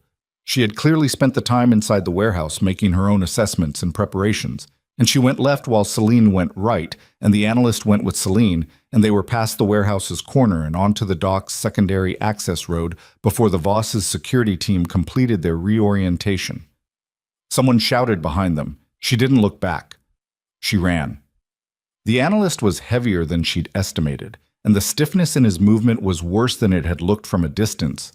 His right arm was the problem, something wrong at the shoulder, and she adjusted her grip on him and kept moving down the dock road toward the secondary gate at the perimeter's edge that Lucien had described to her that morning in the stone house above the sea. Secondary gate. Blue-painted frame. Left off the main access road. She found it by the paint. A car was already there, not the Peugeot. A different vehicle, gray this time, engine running. The driver she didn't know. She got the analyst into the back seat, the young woman in after him, and she got in the front and the car was moving before the door was fully closed. Through the rear window she could see the dock perimeter in the distance. Figures running. Voss standing very still amid the movement, which was more frightening than if he had run, because it meant he was thinking rather than reacting, and a man like Voss thinking at speed was a more dangerous condition than a man like Voss in motion. "Where?" she said to the driver. "Joliet. 6 minutes." She faced forward. Her pulse was in her throat and her legs were shaking slightly. The adrenaline metabolizing, the body catching up to what it had just done. She pressed her feet flat against the floor and breathed and let the shaking happen and kept her face still. Her personal phone buzzed. "You ran," Lucien said. There was something in his voice she hadn't heard in it before. Not relief, because relief required having been afraid, and she suspected that Lucien had trained fear into something else a long time ago. What it sounded like was a man exhaling a breath he'd been holding. "You said don't go inside the warehouse." "I said that." "The charge was yours." "Arnaud's, technically. I made the call." A pause. "Are you all right?" She thought about the question seriously for a moment, which was unusual because most people asked it expecting a reflexive answer. "I'm intact," she said. "The 2 from the warehouse are injured, the analyst's shoulder." "I know. The driver has medical supplies." "Voss is still on that dock." "I know that too." "Lucien." She lowered her voice, angling slightly away from the other occupants of the back seat. "He told me Mathieu had the same quality, the forensic mind. He said it like he'd known him, like he'd assessed him personally before." She stopped. The silence on the line was dense. "He did," Lucien said, and those 2 words carried the full weight of what they contained. The confirmation that Mathieu's death had not been a decision made at a distance by someone who saw him as a file entry, but a decision made by someone who had looked at him directly and calculated what he was worth and what he cost. She closed her hand around the phone until the edge of it pressed into her palm, hard enough to feel. "Where are you?" she said. "Coming to you." A pause. 10 minutes. Well, the location in Joliet was a basement space below a Chandler's Supply warehouse, the kind of place that smelled of rope fiber and marine grease and had been modified for habitation with the minimum investment required to make it functional. Folding tables, laptops, a medical kit that turned out to contain enough supplies to address the analyst's dislocated shoulder, which one of Lucien's people reset with a practiced efficiency that suggested it wasn't the first time he'd done it in a room like this. Lucien arrived in 9 minutes. He came through the door and his eyes found her immediately across the room, and for a moment, just a moment, the persona was completely absent. What she saw was a man who had spent 4 minutes not knowing if a gamble he'd made with someone else's safety had paid off, and was now standing in the room where it had. He crossed to her directly. "You held him for 4 minutes," he said. "He underestimated me." A lot of people make that mistake. He said it without inflection, which made it land as something more than a compliment. He was standing close enough that she could see the cut above his cheekbone clearly, and that it had bled again at some point in the last hour and been wiped and not properly addressed. And she reached into her case without thinking and found the closure strips she carried as a matter of professional habit and applied them with the automatic competence of someone who had closed 1,000 wounds. He stood very still while she did it. "He's going to move on the vault directly now," she said, smoothing the last strip. "He knows the biometric story was a stall. He knows the two people are out. His only remaining leverage is the task force infrastructure and whatever he can get from Reynard." She stepped back. "How long does the vault hold if someone with Renard's access credentials tries to breach it through official channels?" 72 hours against a standard intelligence-grade intrusion attempt. Maybe 40 against something more aggressive, with the right tools. He paused. "Boss will have the right tools. Then we have 40 hours at the outside. Less." His jaw tightened. "He's going to use the forensic report. Your report from Pier 19. He's going to use the evidence about the staging, the anatomical knowledge notation, to reframe the narrative of the Pier 19 massacre before the vault becomes publicly relevant. If the story that lands in front of an international court has the Moreau Syndicate as both perpetrators and victims of their own massacre, caused by a forensic investigator with a documented personal relationship to the syndicate's leader, then the ledger is tainted before it's opened." She understood it completely. He doesn't need to destroy it. He just needs to make it inadmissible. And he can do that in 24 hours if he moves now. She looked around the room, at the laptops, at the people around them who had spent months building something with Lucien that was now in the process of being dismantled from the outside, at the analyst sitting against the wall with his shoulder bound, and his expression the particular expression of a man who had almost died this morning and had not yet fully processed that he hadn't. "The festival," she said. Lucien went still. "Marseille's Festival of Lights. It's in 3 days." She held his eyes. "City-wide event, international media presence, live broadcast infrastructure." She paused. "You've been building the ledger for 12 years. You built it as evidence for a legal process that has been compromised, so the legal process isn't the venue anymore." She watched his face. "What if it was never going to be?" The silence in the room changed quality. The people at the laptops were not pretending not to listen anymore. "You want to go public," Lucien said. "I want to go public in a way that happens faster than Voss can contain it." She held his gaze. "The festival broadcast goes to 43 countries. The Palais du Fer has a surveillance infrastructure that was upgraded last year and connects to 3 international news feeds. If someone with the right technical access could route the ledger's documentation through that system, during the festival, while the city is full of journalists who are already there and already have cameras running and already have broadcast connections to their networks." She paused. "He can't suppress 43 simultaneous international feeds." Lucien was looking at her with an expression that she couldn't name because she didn't think she'd seen it on him before. Not in this room, not on the dock, not in the stone house above the sea. It was the expression of a man encountering a version of a plan that was better than his own and recognizing it without ego, which was a rarer quality than people gave it credit for. "The Palais du Fer," he said slowly. "Voss will be there. The council will be there. They use the festival as a cover meeting every year. Under the lights, surrounded by civilians, they feel untouchable." She nodded. "Let them feel that way until they're not." He turned to the room. There were 6 people at the tables, and they were all looking at him with the focused attention of people who understood that the conversation they'd just listened to was the pivot around which everything else was going to turn. "Can we get into the Palais broadcast system?" he said to a young man at the nearest laptop. The young man, mid-20s, dark circles under his eyes, the look of someone who had not left this room in at least 30 hours, pulled up something on his screen and studied it for a moment. "Given 3 days? Yes. Given 48 hours? He tilted his head. 60%. What would make it 90? Access credentials from inside the festival technical team. Lucian looked at Celine. She thought about it for 3 seconds. My task force credentials are flagged, but my medical examiner credentials are independent of Renard's system. The festival medical coordination, there's a temporary medical monitoring station set up inside the Palais during public events. I can request assignment to it through the ME's office, and Renard can't block it without the block showing up on a system that isn't his. She paused. It gets me inside. Inside gets your technician inside. Lucien held her gaze. Once you're inside that building, if Voss is there, I know. Celine, he's not going to... I know what he's going to do if he identifies me inside that building. She kept her voice steady. I also know what happens if the ledger stays locked in a vault for the next 40 hours, while he spends that time poisoning the forensic record and framing me for evidence tampering and erasing everything your people spent 12 years building. She paused. This is the only move that goes faster than he can react. Lucian looked at her for a long moment. Outside, somewhere above the basement, the city of Marseille was going about its morning. Traffic noise, a delivery vehicle, the distant sound of the harbor.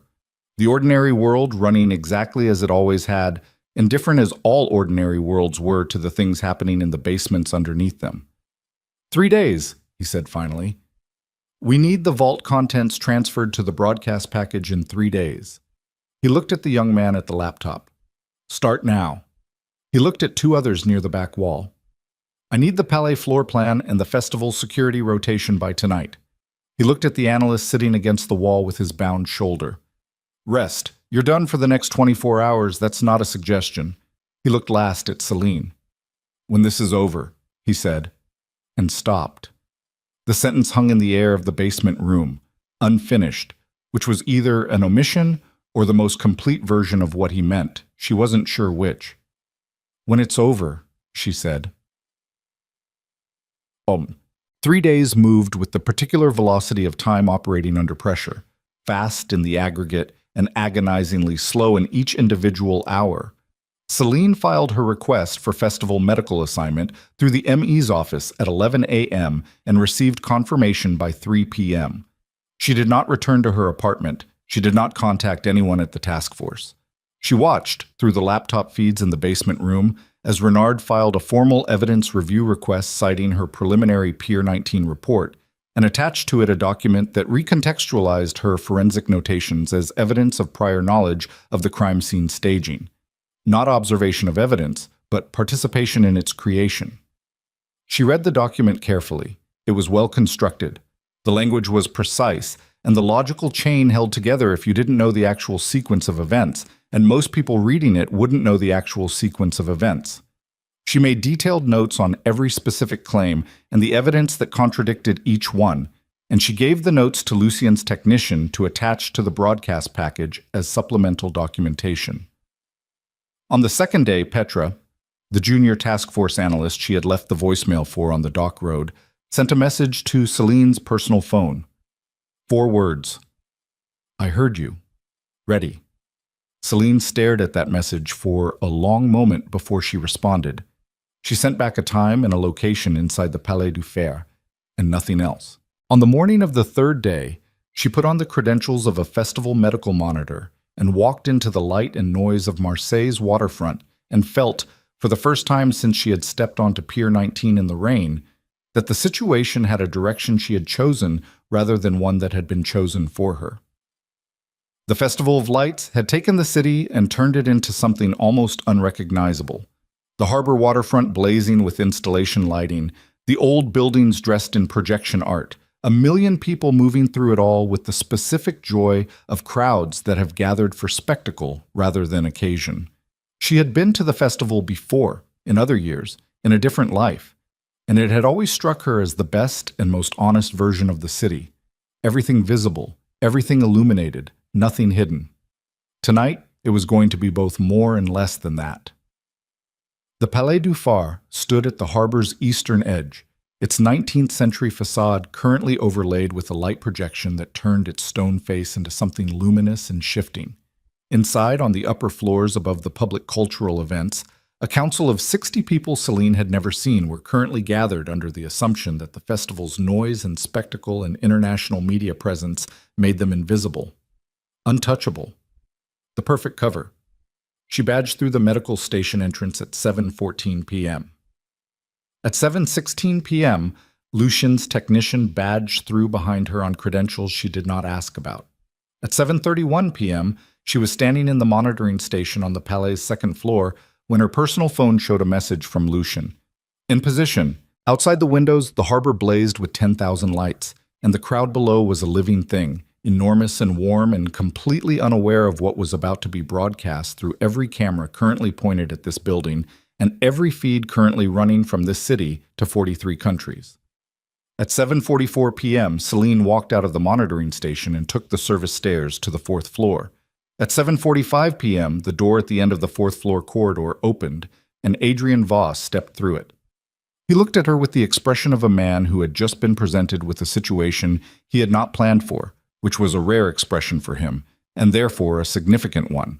Behind him, 2 security personnel registered her presence and moved forward. "Dr. Vale?" His voice was level, controlled. "You're a long way from the medical station." "I'm a long way from a lot of things," she said. "The broadcast package is already queued. Your security team stopping me now doesn't change that."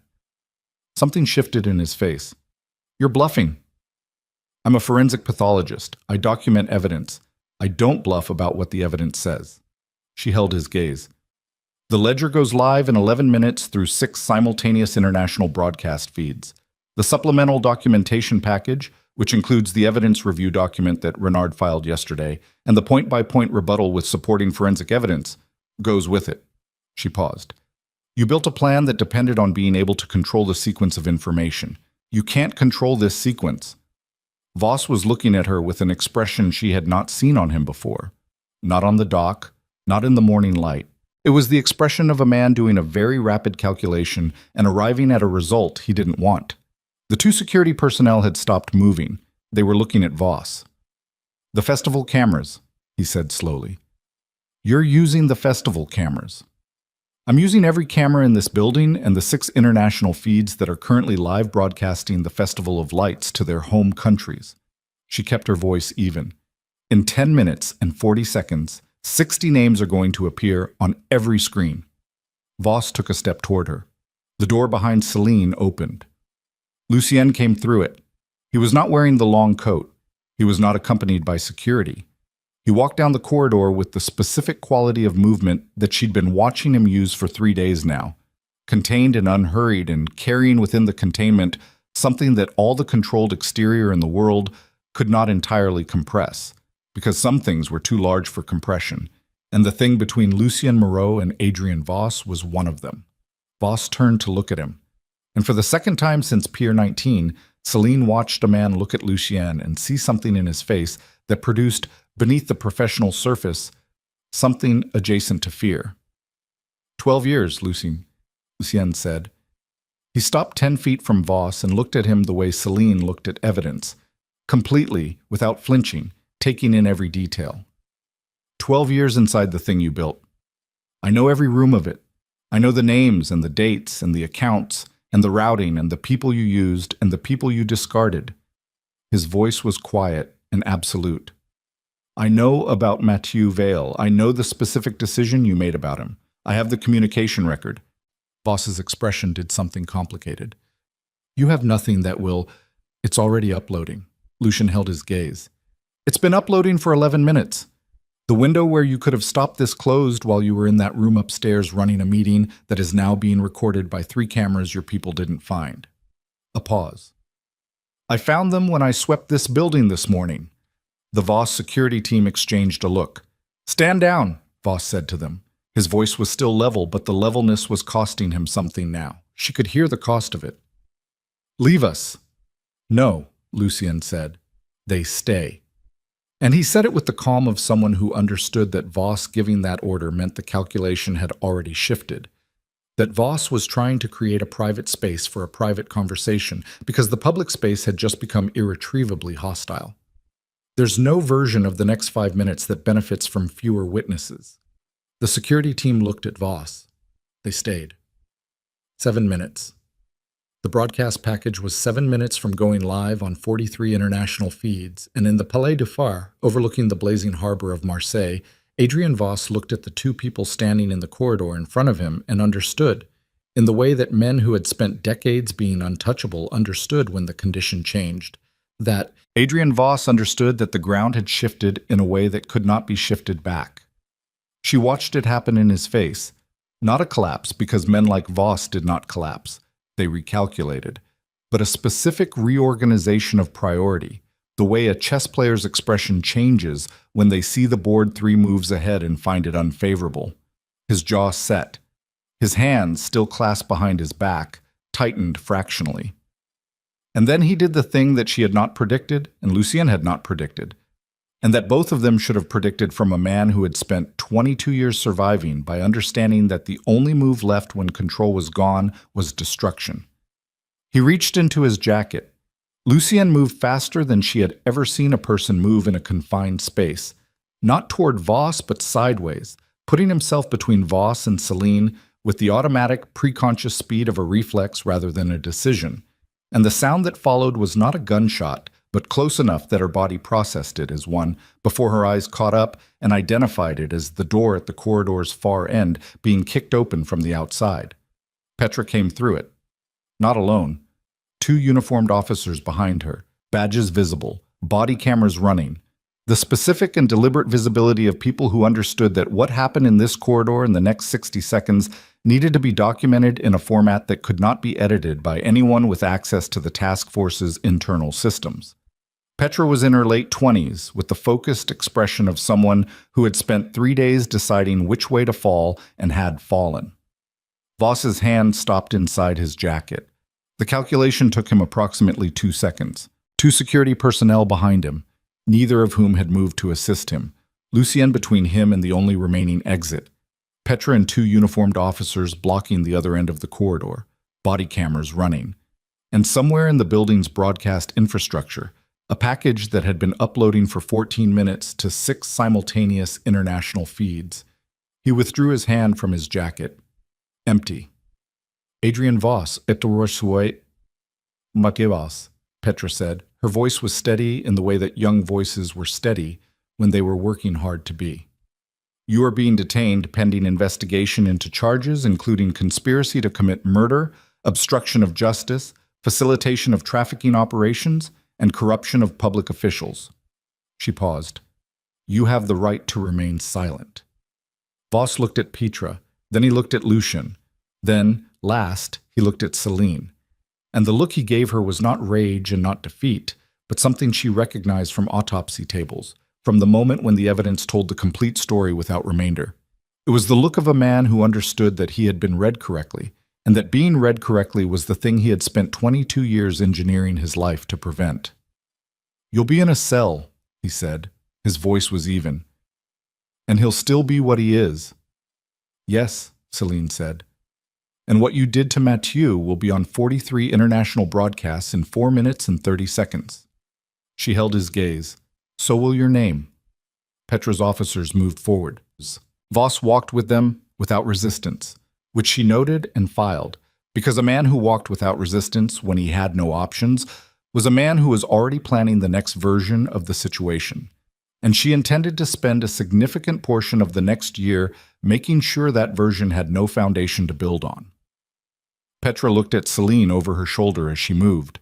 Something passed between them that wasn't quite a nod, more like the mutual acknowledgement of 2 people who had both done something costly and were both still standing. Then it was just Celine and Lucien in the corridor. Outside, through the windows at the corridor's end, the harbor blazed. A million points of light reflected on the black water. The crowd noise, a continuous low roar that filtered through the Palais's old walls as something almost organic. The broadcast package went live at 8:02 p.m., though neither of them was watching a screen when it happened. They found out from the sound, a shift in the crowd noise below, a different quality to it, the sound of a million people's attention reorganizing around something that had just appeared on the public screens along the waterfront. Lucien was leaning against the corridor wall. He had his hand pressed flat against his side in a way that she had not noticed during the confrontation with Voss, but noticed now, and she crossed to him and pulled his hand away and found the dark stain spreading through his shirt just below his ribs. "When?" she said. "The door." He meant the door that Petra's officers had come through, the kick that had sounded almost like a gunshot.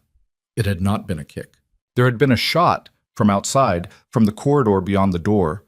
At the moment the door opened, a shot that had been aimed at Lucian and had partially found him in the half-second before Petra's people came through and ended the possibility of a second. "It's not—" He stopped, breathed carefully through his nose. "It's not as bad as it looks." That is what people say when it is exactly as bad as it looks.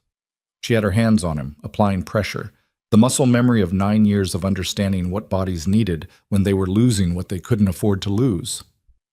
"I need the medical kit from the monitoring station." "Celine." "Don't." She looked up at him, and they were close. Closer than they'd been in the stone house above the sea, closer than the dock, closer than any of the distance she'd maintained across 3 days of necessary proximity. "Do not tell me it's fine." He looked at her. His face was pale in the corridor light, and there was sweat along his hairline, and his jaw was set against the pain that he was not going to let himself show more of than he already had. "Okay," he said. "Just that." She got the medical kit.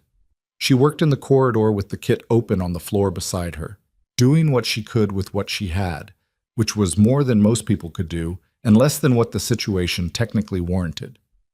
He sat against the wall and let her work, and didn't make a sound except for one sharp exhale when she pressed harder than the situation allowed her to avoid. "The shot came from outside the door," she said as she worked, "before Petra's people came through." Renard. His voice was careful, managed. "He was in the building. He must have been in the building. Did Petra I don't know." He shifted slightly and she pressed his hand against the dressing to hold it while she secured the edges. "It doesn't matter right now." "It matters a great deal." "Celine." His hand covered hers where it rested against his side. The touch was not what it would have been 15 years ago. Not uncomplicated, not easy, not free of the accumulated weight of everything between then and now. But it was his hand on hers, warm and real, and after 3 days of basements and docks and corridors, it was something she had not realized she was bracing against feeling until she felt it. "The broadcast is live. The names are out. Voss is in custody. Whatever happens with Renard in the next hour, the shape of tonight cannot be changed." He paused, the breath working carefully in and out of him. "It's done." She sat back on her heels and looked at him. At the cut above his cheekbone, the closure strips she'd applied that morning still holding. At the gray in his temples and the exhaustion in his face that was finally, now that the performance of the last 3 days had been allowed to drop, visible at its full depth. At the hands she'd watched be still, when still hands were the most honest language available. And she understood something she hadn't had room to understand until this moment in a corridor above a blazing harbor. He had been afraid tonight. Not of Voss, or not primarily of Voss. He had been afraid of what happened to her if the gamble went wrong. She picked up the medical kit without saying anything and closed it and sat beside him against the corridor wall, and they stayed there together while the crowd noise below shifted and swelled and the lights of the Festival of Lights blazed over Marseille. What followed was not fast, and it was not clean, and it was not the version of aftermath that happened in stories where the ending arrived like a door closing. Renard was found in the Palais du Phare's service stairwell at 8:47 p.m., arrested by uniformed officers who had been called by Petra from the corridor and who arrived to find him still holding the weapon that had sent the shot through the door. He said nothing when they detained him. He continued to say nothing through the following weeks of formal proceedings, which his lawyers advised, and which ultimately served him poorly because the documentation contained in the broadcast package was specific enough that his silence created no ambiguity to exploit. The broadcast itself ran for 11 minutes before the international feeds cut to their own editorial commentary, and in those 11 minutes, 60 names appeared alongside documented transaction records, communication logs, routing data, and forensic evidence that the ledger's construction had accumulated across 12 years of careful, dangerous, grinding work. The names included 3 sitting government ministers across 4 countries, the directors of 2 private intelligence contracting firms, 9 banking executives, a senior official from an international law enforcement coordination body, and in the 43rd and final entry, the complete financial and operational record connecting Adrian Voss to the death of Mathieu Vale, freelance journalist, aged 26, found in the harbor at Nice 15 years earlier.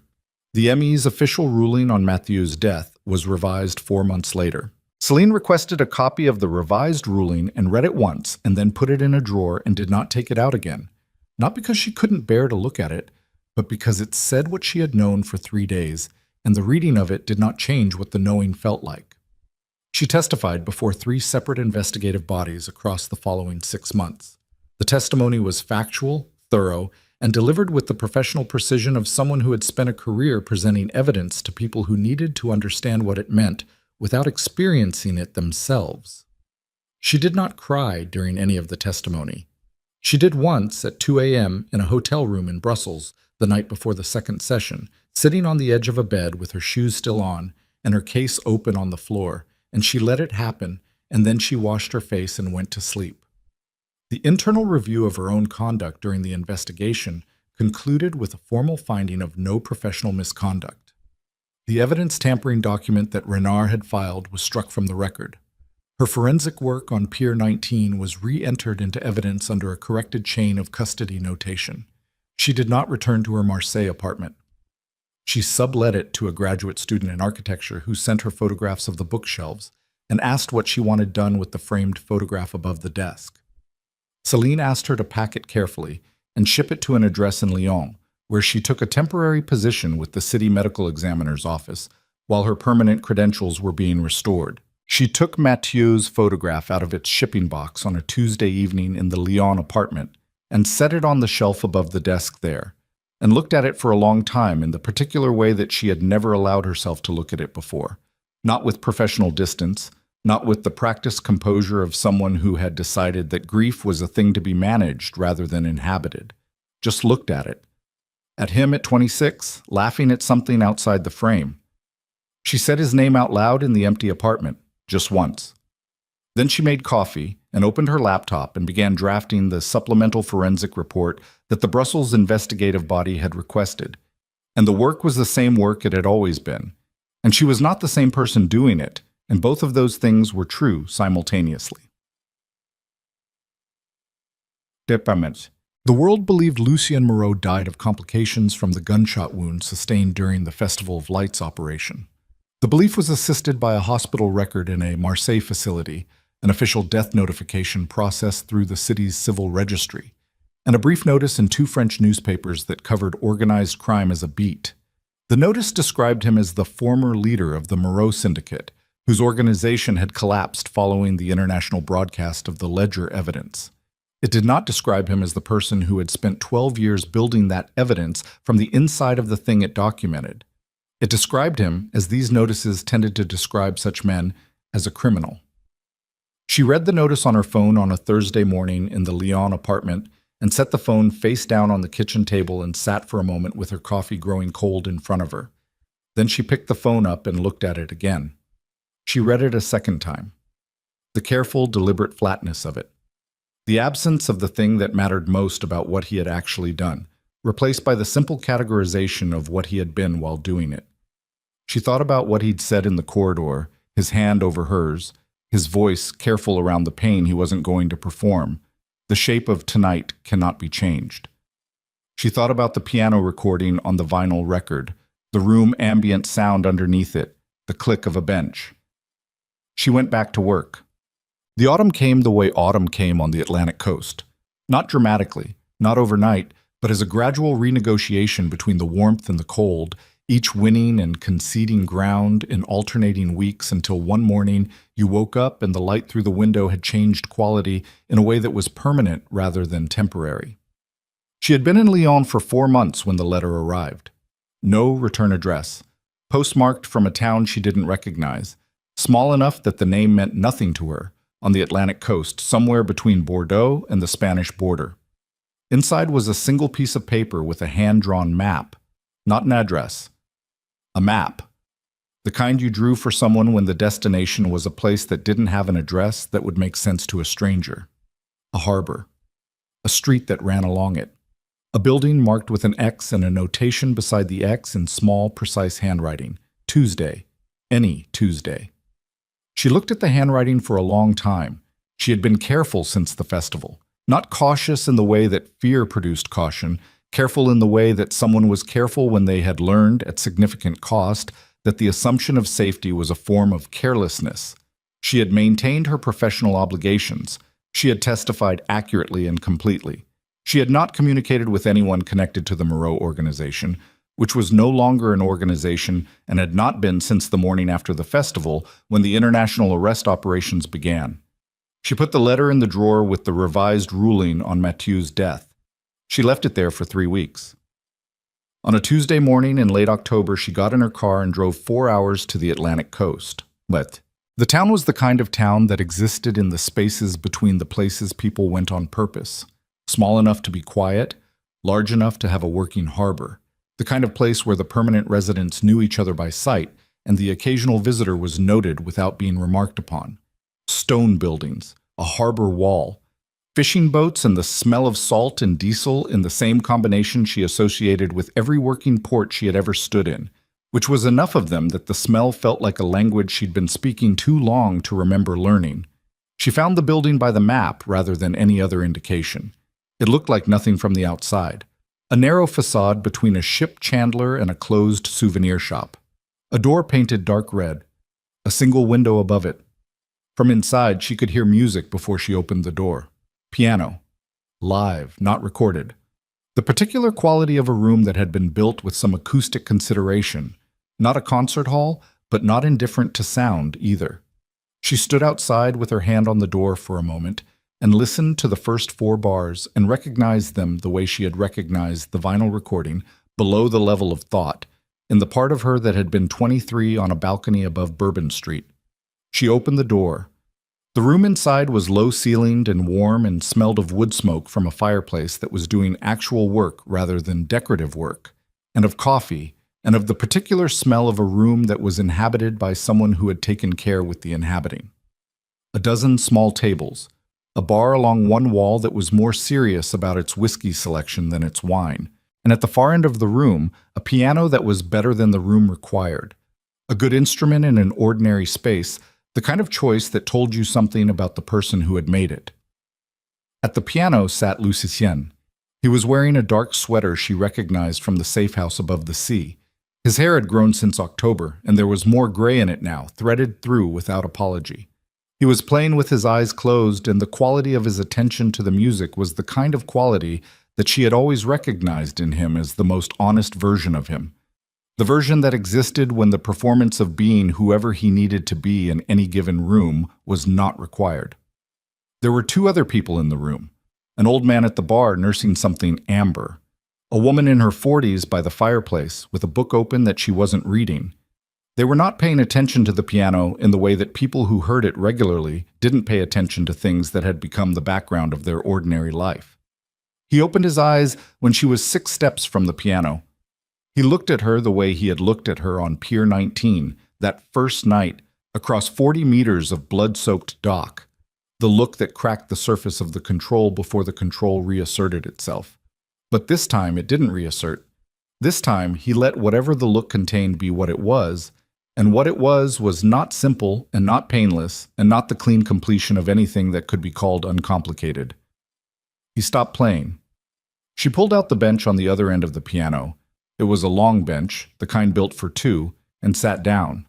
He looked at the keys for a moment, then at her. "You drove 4 hours," he said. "It's a nice drive. On the Atlantic coast in October. I like the rain."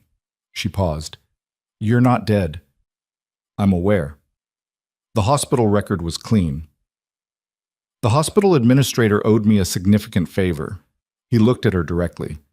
"I'm sorry, for the notice in the papers, for not—" He stopped. Started again. "You deserve to know directly, not from a newspaper." I did know directly. She met his eyes. The notice was too carefully flat, You don't write about a person who built a 12-year evidence case against a trafficking network and describe them as a criminal without someone making that decision deliberately. She paused. You wrote it yourself. Something moved through his face. Yes? You wanted it to read exactly the way it read. I needed the people Voss was connected to. The ones who weren't caught in the first wave of arrests, the ones who are going to take 18 months to bring in through proper legal channels, to believe the ledger's architect was gone. It closes a threat assessment. He held her gaze. It also... He stopped. It also what? He was quiet for a moment. Outside, she could hear the harbor. The particular sound of water against stone, a low, continuous sound that was older than anything else in the room. It also meant I was gone, he said finally. Not just the operation, not just the syndicate. Me. The version of me that existed in all of those files and all of those databases and all of those threat assessments. He looked down at the keys. That version is dead. I didn't think that was a small thing to make a decision about for someone else. She sat with that for a moment. With the honesty of it, the honesty that was not the same as absolution, that didn't make the 15 years of not knowing what had happened to him or to Mathieu or to any of it into something with a clean resolution. It was honest, and it was also insufficient, the way evidence was sometimes honest and insufficient at the same time. The two people from the warehouse, she said, the analyst and the associate. Both well. The analyst's shoulder required surgery. He's in recovery. He paused. He asked me to tell you, when I could, that the way you handled his exit from that dock was the most competent thing he'd witnessed under operational pressure. He said it more formally than that. He's welcome. She paused. Petra has been promoted, which she earned and which is also the most effective protection the department can offer her right now. She did good work. She did. Celine looked at the fireplace across the room. The old man at the bar had refilled his glass. The woman with the unread book had turned a page she probably hadn't read. Ordinary. Completely ordinary. Renard is cooperating with prosecutors. He's been providing names of the second-tier network in exchange for sentencing consideration. 3 of Voss's counsel were arrested last month in The Hague. I read about it. Voss's legal team has filed 7 motions to suppress the broadcast evidence. They've been denied 7 times. She paused. He's going to be in a room for the rest of his life. Yes. The word was quiet and unadorned. Not triumphant, just the word. She looked at him. He was looking at his keys again, both hands resting on them without playing, and she thought about 12 years of a life constructed entirely around a single purpose, and what a person was supposed to do with themselves when the purpose was completed, when the weight they'd been carrying had been set down, and the shape of the absence was something they hadn't had room to think about until the weight was gone. What do you do? She said. Here. What do you actually do? He looked up. I play piano. I make the coffee. A pause. I'm learning to fish, though I'm not good at it yet. How long have you been here? Since October. He looked around the room with the expression of someone still assessing whether a place was real or temporary. The owner knew my mother years ago. He's letting me... It's unofficial. What I can contribute, I contribute. He doesn't ask what comes before this. Does anyone ask? The old man at the bar asked once if I was running away from something or toward something. He held her gaze. I told him I was working on the difference.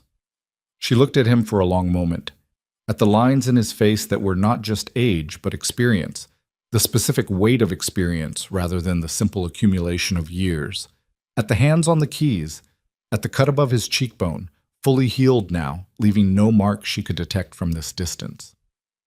The night you left, she said. New Orleans.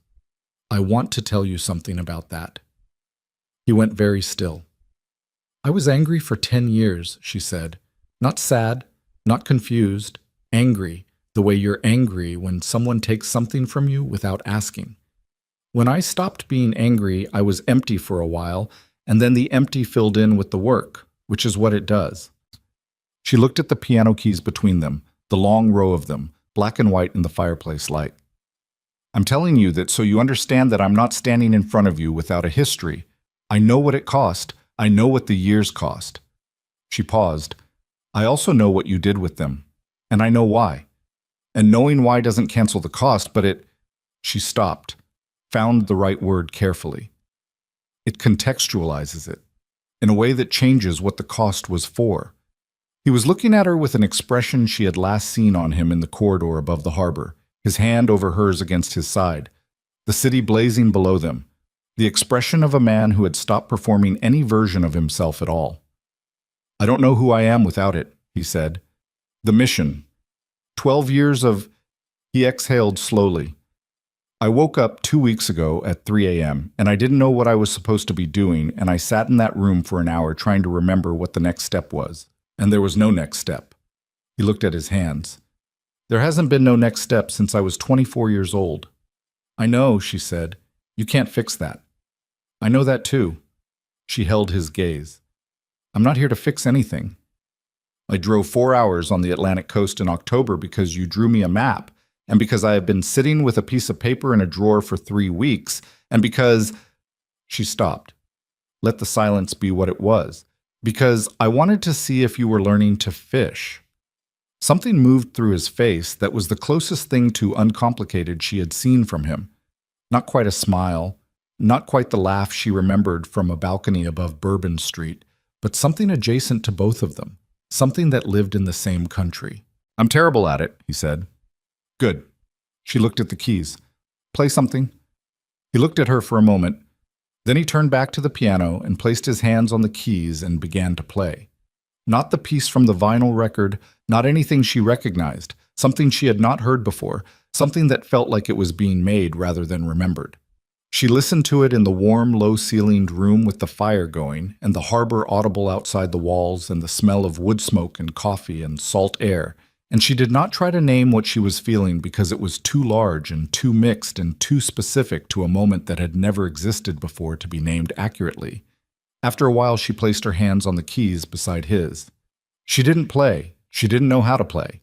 But her hands were there beside his on the same instrument in the same room, and outside the Atlantic came in against the harbor wall in the rhythmic, patient way that water came in against stone, which was the oldest sound in the world and the most indifferent to the lives being lived beside it.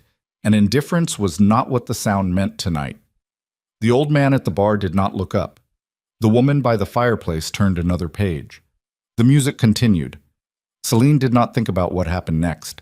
She thought about the way the firelight moved across the piano's surface, and the sound of her brother laughing at something outside the frame, and the 12 years that could not be given back. And the room she was in now, which was the room she was in now, and not any other room in any other version of what her life might have been. The harvest of everything they had both survived was not happiness, exactly. It was something more durable and less comfortable than happiness, the thing that remained when the things that could not last had fallen away. The bone beneath the wound, clean and structural, the proof that something had held. Outside, dawn was a long way off. But the night they were in was not the night they had come from, and the difference between those two nights was everything, and everything was enough.